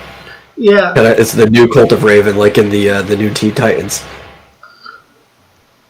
It's the Cult of Raven Go, is what it is. Oh, no. Oh.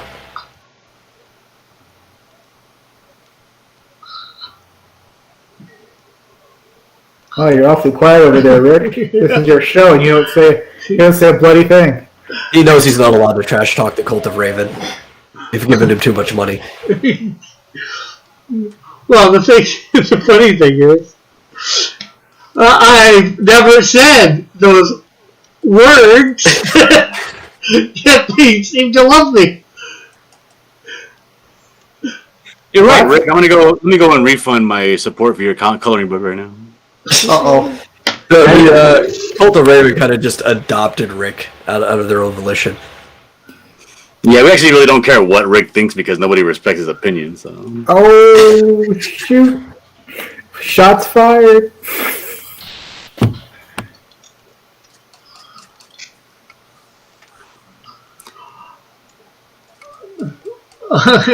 Marsupial says, okay, I'm changing name right now. Ulrich says, Blackfire is hotter than Starfire, but Raven is better. You better not actually change it to Cult of Raven Go. I'm gonna go check.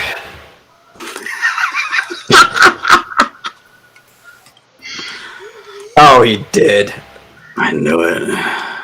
New Cult of Raven sounds better. Yeah. It's probably like new Coke. It's not gonna last, right? No, it's like New Teen Titans, which is the best iteration of the Teen Titans. Right. George Perez and whatnot. Yeah, Wolf. Ulrich says, no, not the Cult of Raven. There was a story he out a while ago that was supposed to be a Teen Titans story that never got published until recently. Yeah, times are hard for everybody. I just think that's kind of cool, like a lost gem, you know? Like a time capsule. Like a time heist. Like a time Oh, a time heist. Oh, that sounds fun. Timothy says, Timothy, I can invite you to the Cult of Raven. Oh, okay. On Discord. I think Discord. Sounds like a hoot. Does Eagle have the ability to invite people to the Discord? I don't know. Neither do I. The only person... I think only Joshua does. Marsupial says, the only other person in the new Cult of Raven are me, Metal, and Mr. Squeakers. I am not Marsupial, but considering what's happening to Twitter, I need to. Yeah, I'm having problem with mine. I can't verify my account. They never sent me a thing to verify. So I can't, subscribe to anybody or anything. You're like, what are you? You're like, I'm an artist. It's like, submit artwork. And they'll be like, no, for reals though, submit real artwork. Oh.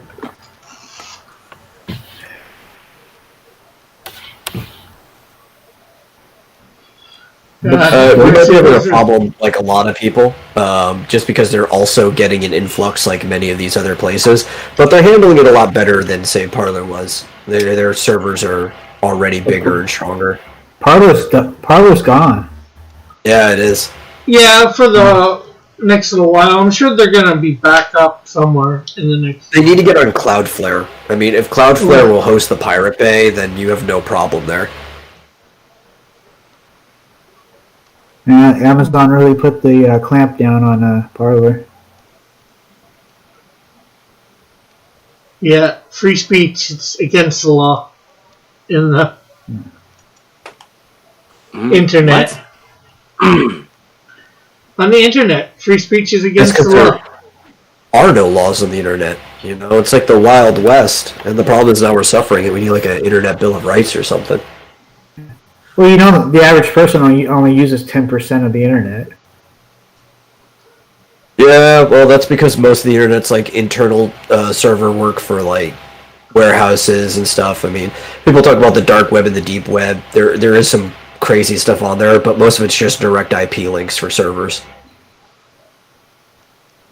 We use the World Wide Web, which is anything that's indexable.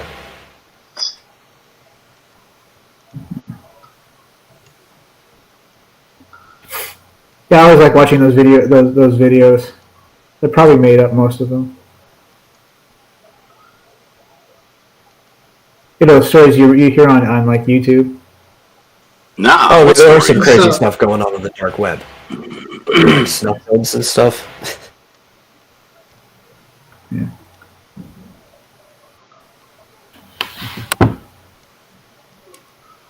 So what else can we talk about the Melvin book, Timothy? What else can you tell let me rephrase that question. Rick, what else do you want to talk about Melvin? Exactly. Exactly, Rick. What do I want Silence. to talk? I don't know. I don't know enough about Melvin to know what I want to know about Melvin. I want to know everything I can know. You say, well, I was scrolling through your campaign page. There was a couple of things I didn't really know anything about. Could you fill me in a little bit on this? And I'd say, can you clarify what you're asking? Yeah, Here's a bad guess. And if I'm scrolling through his thing, I'd say it would be like everything. Well, I mean, you're not asking good questions. Is the thing. Well, okay, here. I'll point you in a direction because you and I had already talked about this, and it was mildly brought up earlier. But could you go a little more detail in the structuring of the planets? Because I know you have like worlds that are dedicated to one resource or the other. You want to set up how the systems are. Oh, this planet was mostly a what do you call that? When people migrate to it was a planet that kind of full of migrants, pretty much. Yeah. Migrant workers and kingdoms and whatnot. So the cult came by and destroyed everything. How? How? How did one cult came by and destroy everything? Well, easy. Turning people against each other. How do they do that?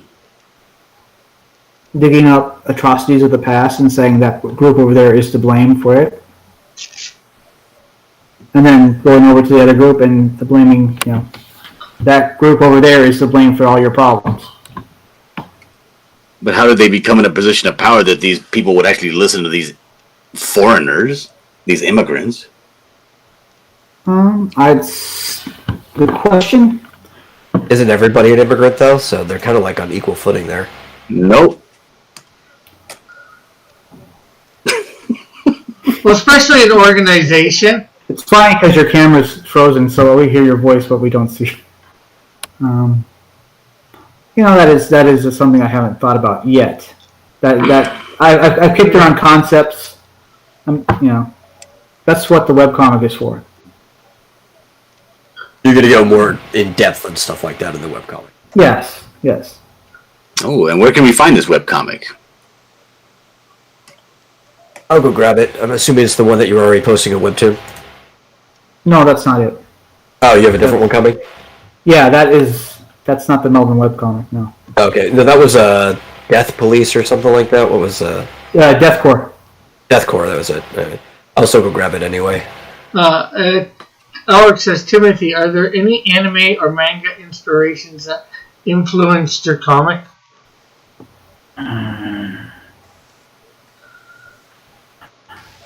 No, but people have often compared it to a manga, or it looks like it's inspired by manga. Even roughly, you did mention Fist of the North Star earlier, so there's probably at least some little influence in there if you've watched it. Yeah. There's definitely manga I've liked. I like Trigun. I like Just Trigun. Trigun. I always say the name wrong. You had no idea that you were going to be on with Metal and Red? It just made me laugh the way that he said that. I know. I always say it wrong. So what other type of planets are there in this universe? More importantly, does Melvin have a dimple in his chin? No. Okay. Well, there are farming planets, specifically for farming. Okay, will we see any of these other planets? In other stories, yes. Okay. So he doesn't have to leave this one planet to do his mission. Okay. So basically, what I can tell you is what's in this story, and then I have I have ideas for issue 2, 3, and 4, and then it's like kind of like until then they're just concepts I'm working with. Mm-hmm. But I know what's going to happen in each book. And I'm more of a person that I could show you better than I can tell you. Are you showing something at the moment? No, but you've seen the pages. Oh God, you're awful at this, Rick. Hey, well, he said he could show, so I figured he might be showing something. Something different than what's on the Indiegogo. So I mean, okay, the first issue is basically Melvin's hired to save this princess that was kidnapped by a cult, right? We all know that. Yeah. So he gets there and she's already gone. So basically the whole story is basically him trying to catch up to her and then finding out she can actually fend for herself, which they didn't tell her, and she says because they don't know. Our cast, are there starfighters? So I guess we're not going to see any space battles or anything like that? Not in this story, no. But in your other story, the Death Corps, there's going to be space battles, right? Death Corps, yeah. The idea of Death Corps is that there are, ghosts that don't want to go quietly, so that they send these people out to get them. The team. Yeah. So it's going to be a team, superhero team. But it already starts off. I have a bigger question. If I leave right now to go get cigarettes, will you guys still be on when I get back? Depends on how long it takes. Not a good question or a good answer, Rick. I know the answer is supposed to be yes, but we could, I guess, because it's 11:46. We do end around 12, so my time, anyways. Alec says, are there like ships in Flash Gordon move basically giant flying castles? Oh, there's a question. Does Melvin have a ship of his own? Yes, he will.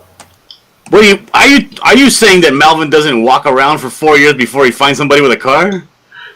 No, no, that would be boring. Well, no. See, I'm wondering whether he can travel, whether he has a ship to travel between worlds, or whether he's stuck on this one world. He just walks from world to world. Yeah, he gets out in space and does this. He swims. Well, he could not have his own ship. Maybe he rents a ship or something like that. I don't know. And occasionally he'll pick a tree up and they'll throw it straight up in space. And just hang on to it and follow it, like Thor's hammer. Sure, he can do that too.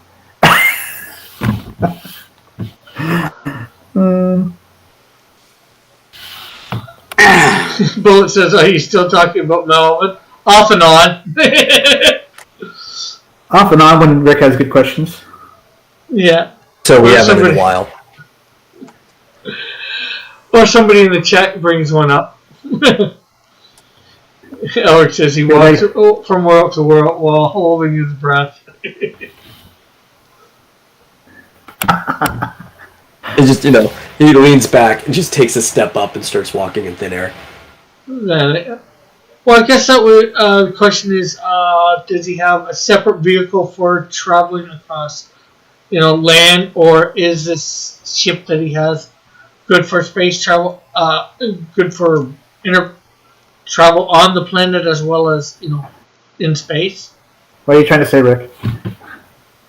It's a spaceship. It goes in space. It could probably fly through air if it wants to.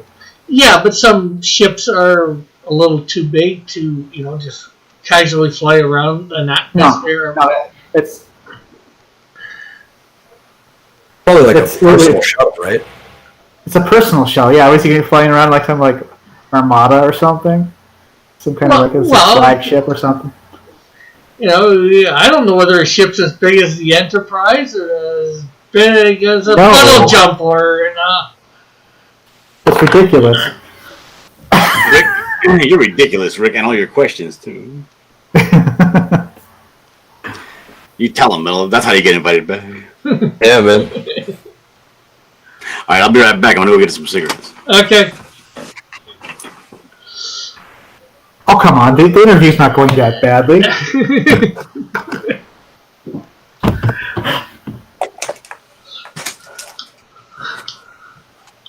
My problem is, I think, Timothy's been around a while, so Rick, this is the second time you've made that excuse this show. Yeah, I know. Well, the funny thing is this is going better than the first time. For you. They're not so much sure whether me. What's wrong on your end? Oh, I don't know. Not enough information to go with. Well, that's just because you're making it like an interview show instead of like just talking. Yeah, well, we are a little talking. I mean, it's like this. I just had a conversation on Critical Blast. It was just a conversation. They threw in some questions within that conversation. Yeah. And it was just, and so it wasn't felt like, you're putting someone on the spot. It's just like, talk, and then... Yeah. So it's not... Yeah, I like to put people on the spot without letting them know that they're actually on the spot. Exactly. Well, I mean, that's also, you're making your guests feel you want to feel your guests feel comfortable talking. Yeah.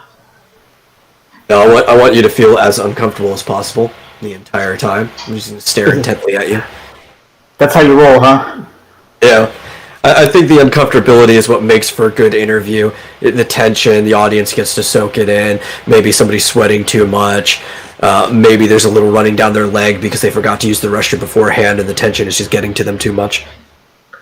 Sort of like his first interview on here? Oh, you mean when I was so nervous I just kept dropping F-bombs? I don't think anybody's been as bad as Risey for F-bombs. I don't even know if that was even so much nerves. I think you were still getting used to the place. You might be dropping F-bombs all the place if we didn't correct you. Oh, me? Yep. Yeah.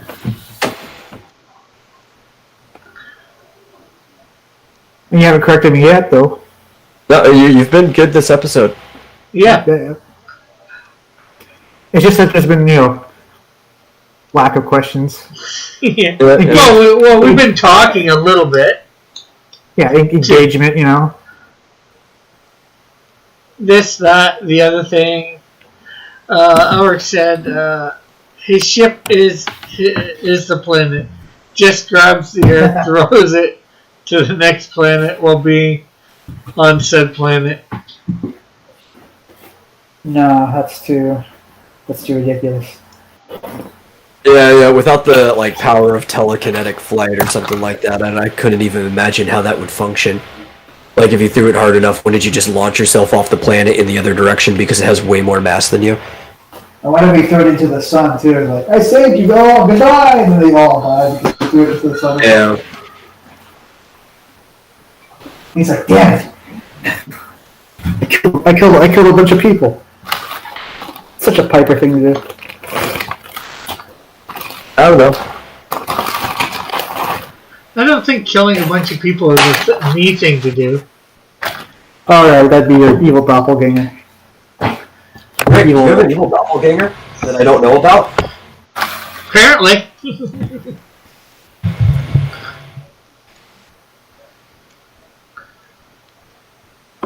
Wait, share stuff on here. No, because logic doesn't matter if that's the case, says Ulrich.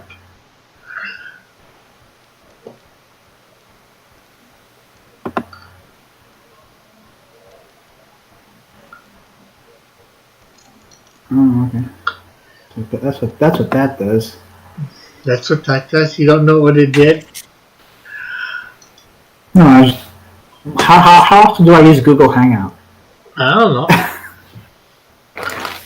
Well, almost never, because we're not even hanging out right now. This is Google Meet. Yeah, man. Get with the program. Know the program. So if you happen to make your goal of 2,000, or when you make your goal of 2,000, are you going to go in demand? Yes. How much of the book is complete at this point too for people? All the artwork. All the artwork's done.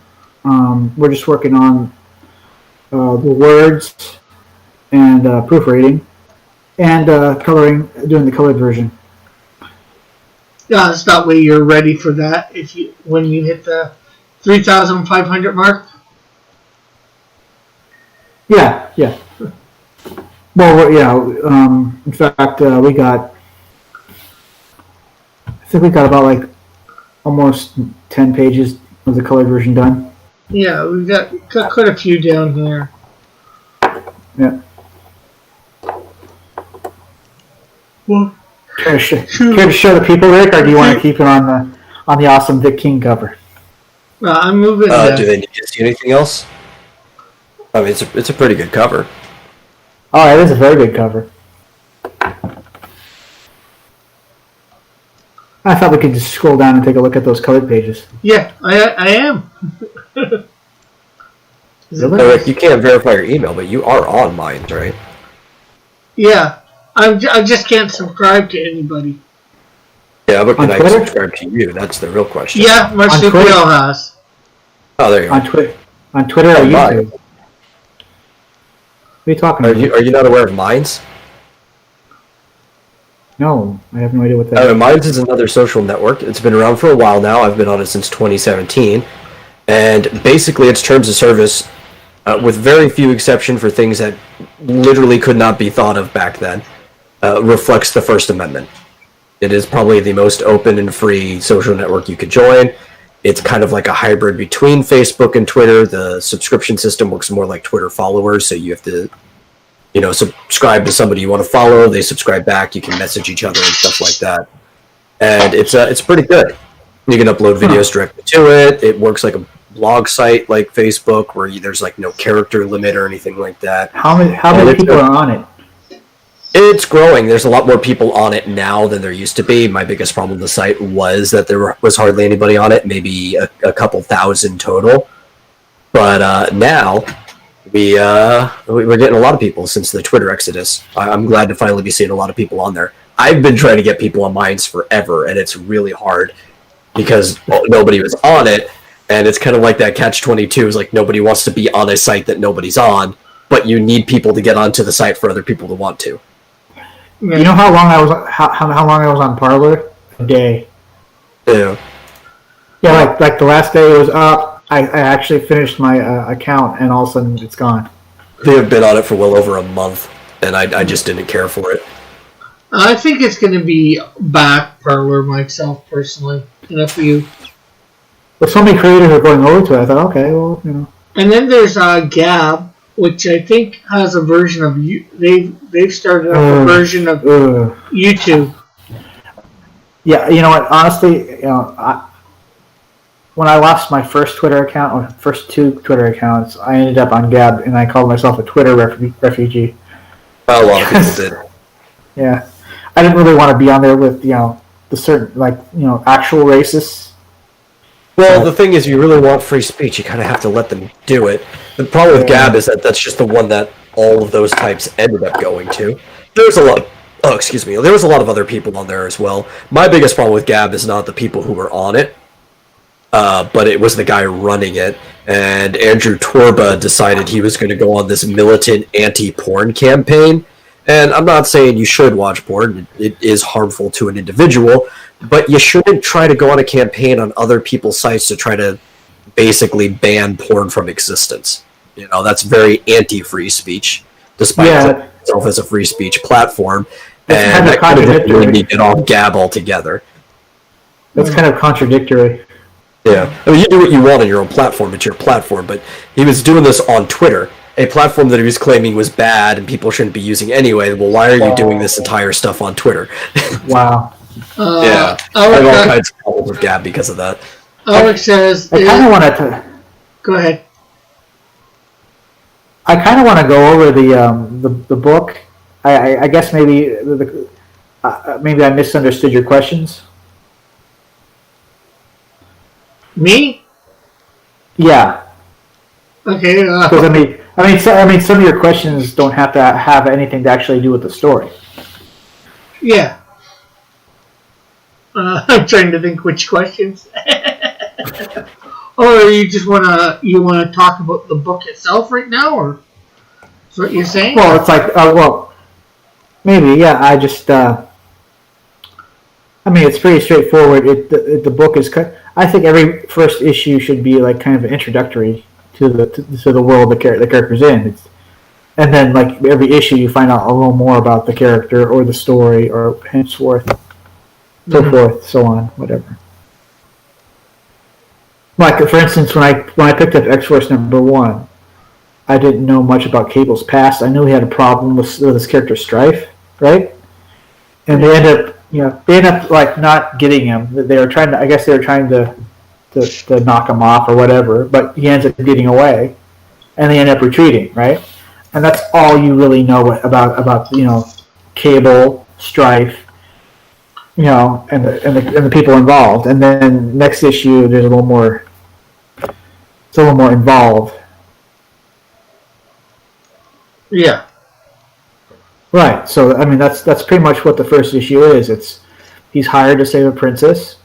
He finds out there's a little more to it. Yeah. And then there's a setup for the second story, the second issue. Oh, there's a question. With it being hopefully an ongoing story, will the princess be in it in a regular basis, or is she just he's rescued her and now?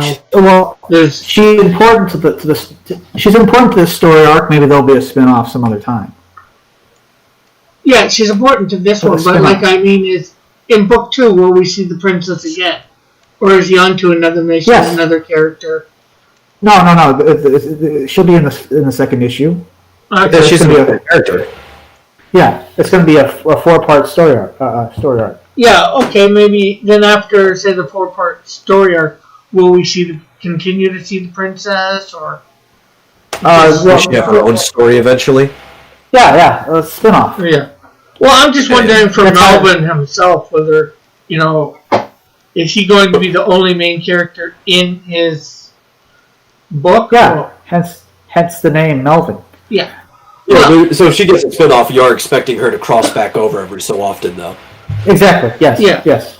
But what I mean is, like, say in Superman, you do have Jimmy Olsen, Lois Lane, Perry White. Those would be more of a supporting cast of characters, though. Yeah. Is she going to be a supporting cast of characters? Does he have a supporting cast of characters? Yeah. Or is it more like, say, Samurai Jack, where you do see some of the same people over and over again, but it's like really spaced out as he runs back into them?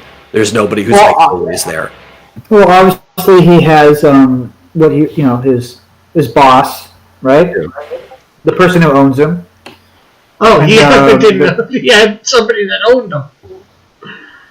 Yeah, I said that the mercenaries are like gladiators; they're owned. Oh, okay.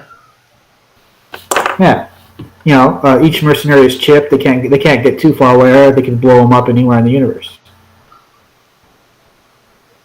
Well, will they have some time, or does it move faster than light? I just thought, okay, how do you keep somebody that can freely move around that you own, right? You just have them chipped and just blow them up if you can't find them anywhere. Just click, boom.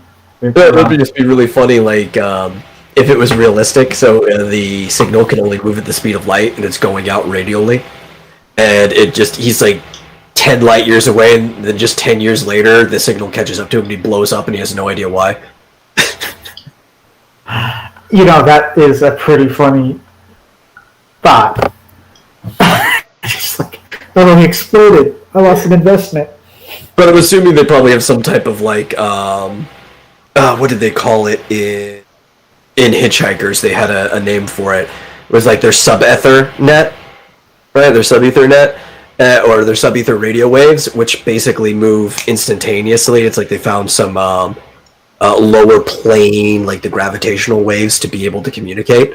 And if he had something like that, well, then he could just do it instantly, no matter how far he was in the universe. I'm pretty sure I could figure something like that out. Yeah. Because they probably have video feed, right? Like, how does the cult communicate with each other? How does his boss give him orders and stuff? They probably have to have some type of, like, non-linear, faster-than-light way of communicating. Yeah. And remember the first interview where Diller was saying, kind of like Star Wars? Yeah, like Star Wars, right? Well, I figured like somehow, there's a tracking device somewhere on that jacket of the princess has. Right? Yeah. Yeah. So, something like that. Because he kept mentioning Star Wars, I'm thinking, that's not a bad idea. I kept thinking, maybe she has like a tracking device on her, and that's how they find the hidden city. Maybe that could work. Bullet says, I'm seeing a lot of one yellow guy. Where are the BIPOC women? Yellow lives matter. No, BIPOC is Black Indigenous People of Color. That's what it's an acronym. There's your pinkish lady right there. Well, Bullet, if you want that in your comic, you get it. I mean, I guess by their standards, her being pink would fall into that category, though. She is definitely a person that is colorful.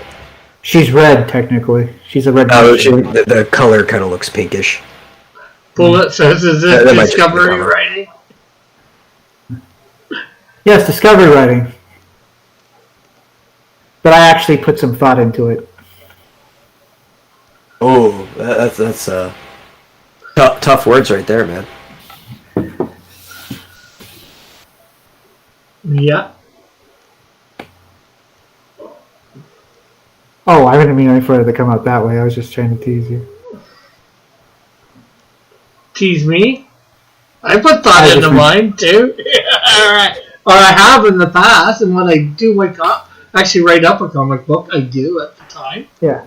Well, I mean, I just think, if it were me, I would just, people know the Canadian Shield, let them know, the Canadian Shield, and then keep the characters that I haven't fleshed out yet secret until I'm ready to bring them out. And that way people can ask me something. Yeah, well, in a lot of ways, the character, I've fleshed out those 7 enough to start writing for them, Unfortunately, till you're writing for them, you don't know some things because you're not faced with the question. That's my question. What's Snowdrift's folly? And honestly, I think the more you make up for your character, the more questions pop up too. So I'm always typically. Yeah, so it's like okay, it just depends on what order you do things. Like me, I mean, everybody does some level of discovery regardless. So everybody does some level of architecture regardless too. But I'm much more of an architect when it comes to writing my stories. I do most of my planning out before I actually get down to the writing process. I have like the events and everything, and it's just the easiest way for me to structure a narrative by basically creating the history of the event that's going on and then pulling a narrative out of it. But everybody works differently. Right. And I go one story at a time. Like, okay, this is the beginning story right here. The second story, I have ideas, but I don't have it like concrete. Yeah. I'm basically putting one brick down at a time. Yeah. Well, in a lot of ways, I'm probably the same way. It's just I worry about an issue when I come to it. But I know there's certain characters in the first quote unquote year and a half of my comics that are going to appear. So I've had their bio, but before I write for them, Yeah. Right. I think people misunderstand what discovery writing is, right? So discovery writing, which I would not say that's what you're attempting to do, Rick. Because you are laying things out that far in advance. The difference is an architect kind of goes on the adventure first, finds out where the end is, and then builds everything along the way and has like a path that the audience gets to walk down, right? It's like the yellow brick road. You know where the yellow brick road is going.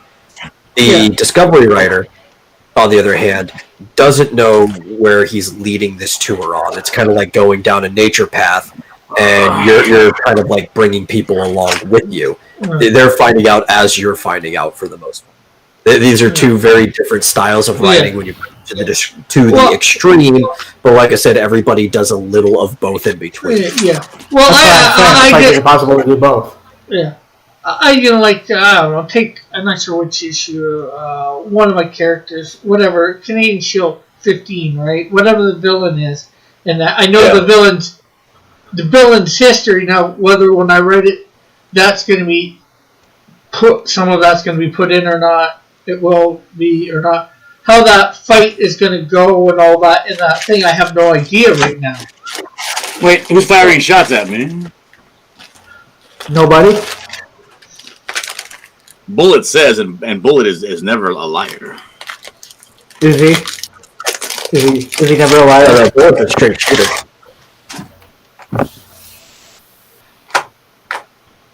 Did you get cigarettes? Maybe he was referring to Timothy's comment that was more, I think, directed at me.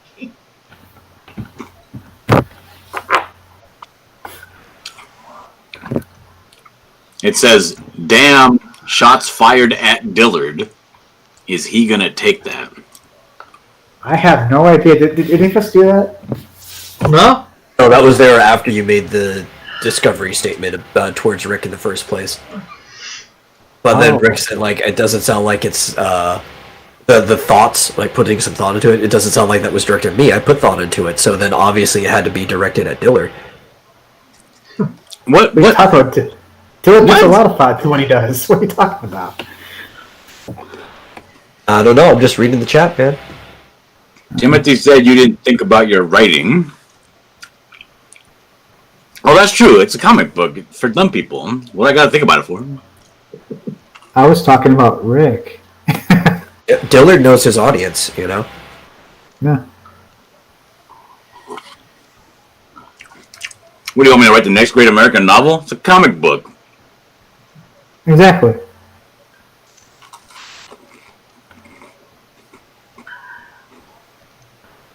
Oh man, these cookies are good. Oh yeah? No, you can't have any, Tim. I don't want any. What a liar. Bullet saying now he's blowing that smoke. Sounds like Bullet's instigating. Bullet never instigates. He just shouts the facts. 300 seconds for instigating. Facts. Alright, I don't like this pose. I'm not going to do this one. This is Really? gay. Yeah. Is it because it's focused too much on his bulge, or not enough on his bulge? I mean, I'm fine with either way. I just don't like the idea. You don't like the idea? Mm-hmm. It's been done to death, and it's not wild enough. So it's not over the top enough, you're saying? No, the character design is not wild enough. Like, if he had, like, a helmet that had, like, a 4-foot mohawk or something, and there was, like, a lot of stuff flying around, it would look cool, but just a regular dude, like, in fatigues, I don't think it's wild enough for this pose. Oh, I see. It's not right. It doesn't fit the character. Plus, you need more room to squeeze in a hot babe on that cover. Yeah, because she needs to be, like, right here, right? Like, essentially, this is her head over here. Yeah. Kind of like that Army of Darkness cover, right? Her shoulder right here. Back, and her ass, like, right here, right? All right. Like that. Yeah. All right. And this doesn't lead to that. Kind of reminds me of, you've seen the cover for Army of Darkness, right? Of course. Yeah, that kind of reminds me of that. Which is just a copy of, like, the cover of Conan, which is just a copy of, like, Frazetta's artwork. Yeah. Pretty much.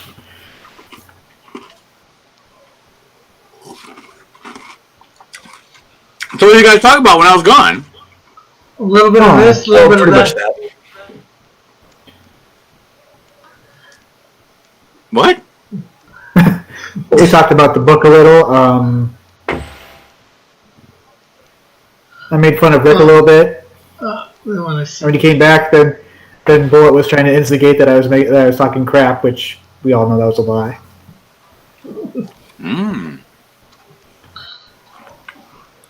And once again, I had to explain what the actual difference of discovery writing is, because people often misuse that word to toss it around as an excuse. Oh yeah. Writing is not easy. No, it's not. And it doesn't matter how much you try, a lot of people just can't do it. Yeah. That's why you have people edit and proofread your scripts. That's what I do. I just No. Even if you're really bad, like they're never gonna get it. So it's better just hire because at that point the editor is kind of becoming the writer. Like he's taking your loose ideas, but then he's molding into something. Might as well have just been writing it himself. Yeah. Ain't nothing wrong with hiring a writer, and then just say, you know what, I'm gonna give you a little bit extra money, and you go away for the rest of my life because I wrote this now. Yeah, it's called a ghostwriter. They don't get any credit. Exactly. I've done it. I'm not ashamed of it. It's good pay.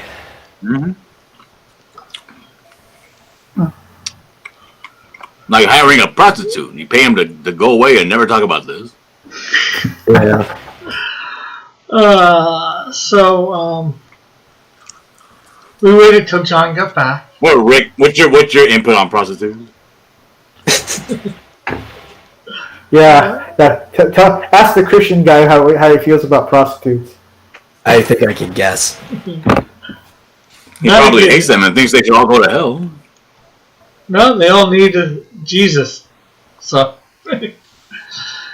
Yeah, but Jesus told you that one sin is just as bad as another sin. Yeah, Oh, yeah. he also told Yeah, me. but he also directly tell a prostitute to go and sin no more. Actually, that was. Don't think of prostitute, just somebody that was caught in the act of adultery. I don't know, man. It's probably prostitution. It's one of the oldest professions. Almost as old as being a priest. Probably older. Well, we know that the oldest one is a farmer. Oh, yeah, because there was no profession before farming. Everything else was just survival. Or no, the oldest profession is an animal namer. Or gardener. Gardener's just farming. What about rock sharpener? Somebody had to sharpen those rocks for tools. Everybody had to sharpen their own rocks. Everybody has a calling, right? I can find my own rocks. Also, I don't want any rocks. They'll just stick to sharpening the stick directly. Rick, there was this episode of Futurama was fantastic, where Leela and Amy are stuck, and they wake up and they have like caveman husbands that are like, made out of like machines, and she's like, just do what he says. If it doesn't work out, we can always get half of their rocks. She's like, I can make my own rocks. She's like, also, I don't want any rocks. What about the one where it's supposed to be like they're trapped on the planet with those giant women, and they're gonna snooze through the Amazons, yeah. Death by snooze. That was fun. I like those. A lot of those were like like parodies of old Next Gen or like Star Trek episodes, original Star Trek episodes. Yeah. And the best one was the one with the Borax kid. He's just a hodgepodge of rocks, but he changes all their genders. He swaps all the Planet Express and their passengers because they're running really low on funds. So they changed Planet Express from a delivery company to a airplane transportation company. My favorite character has to be the janitor. Oh, no way. Yeah. Okay. Oh. He's the same in every episode. No, best character is that. Scruffy. Scruffy is good, but he's not the best. No, the best character is, I don't even know his name. He's just that Italian dude that's always like, whoas. Yeah. What about the episode where that one guy requested a satanic funeral before he died? That was a movie, wasn't it? Like, I'll stand up and defend old Phoebe. Well, I think he did that in the movie, but that character showed up a couple times. He was also a polygamist. Was he into the wild blue yonder or into the wild green yonder? Yeah, I think he was in that movie. But he was in an episode long before that. He was the God, what was it? I'm trying to remember the name of the episode. Because they're all related, right? It was the father of the guy that owns the penguin sanctuary. Yeah. And then when he dies, he comes out of the background going, "I'll avenge you, son." What about Squirms McKenzie, the party worm? The original party. Yeah. Slurmsy. With a wham waffle. Wazzle. That was a good episode. And then it turns out that the secret ingredient to Slurm is it's actually the byproduct of the Slurm queen, like an ant queen or whatever. Fry's like addicted to it. I always wanted to try Slurm. Even after he finds out what it is, he's still drinking it. That seems a bit slurmy to me. Oh god. You could always just, click end stream instead of trying to ruin it, right? Well, I was going to see whether Metal want to promote anything before we were done. You know what? I think later on I might actually start streaming myself. I might start streaming an RPG called Octopath Traveler, because as you can tell from my screen right now, I got my game capture working and I can stream Switch games. Oh god. Cross turned into Metal. There's two of them. Oh no, that's just because that's the virtual cam for his OBS and he has me on screen right now. Oh, okay. Yeah. If he puts you on screen, there'll be two of you.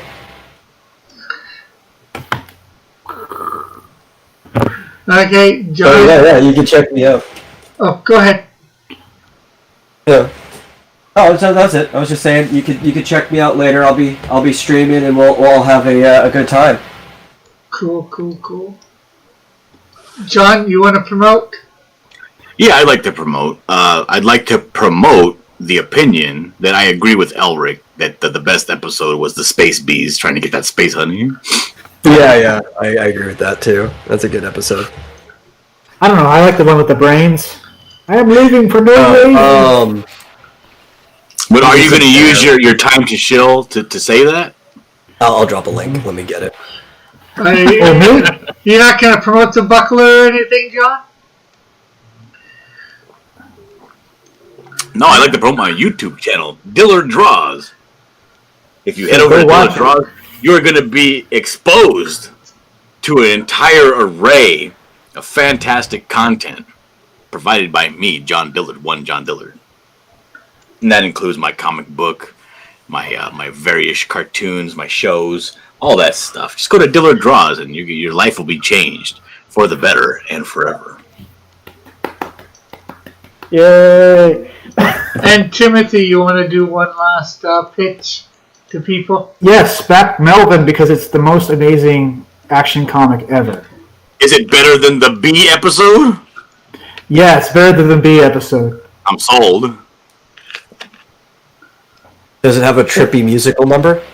It's the second best independent comic book, and the first best would be Buckler, but it definitely comes in second place. I say third. I can't even think. I couldn't even think of any other book that would even be worthy of second place. I'm sure that it is. That's right.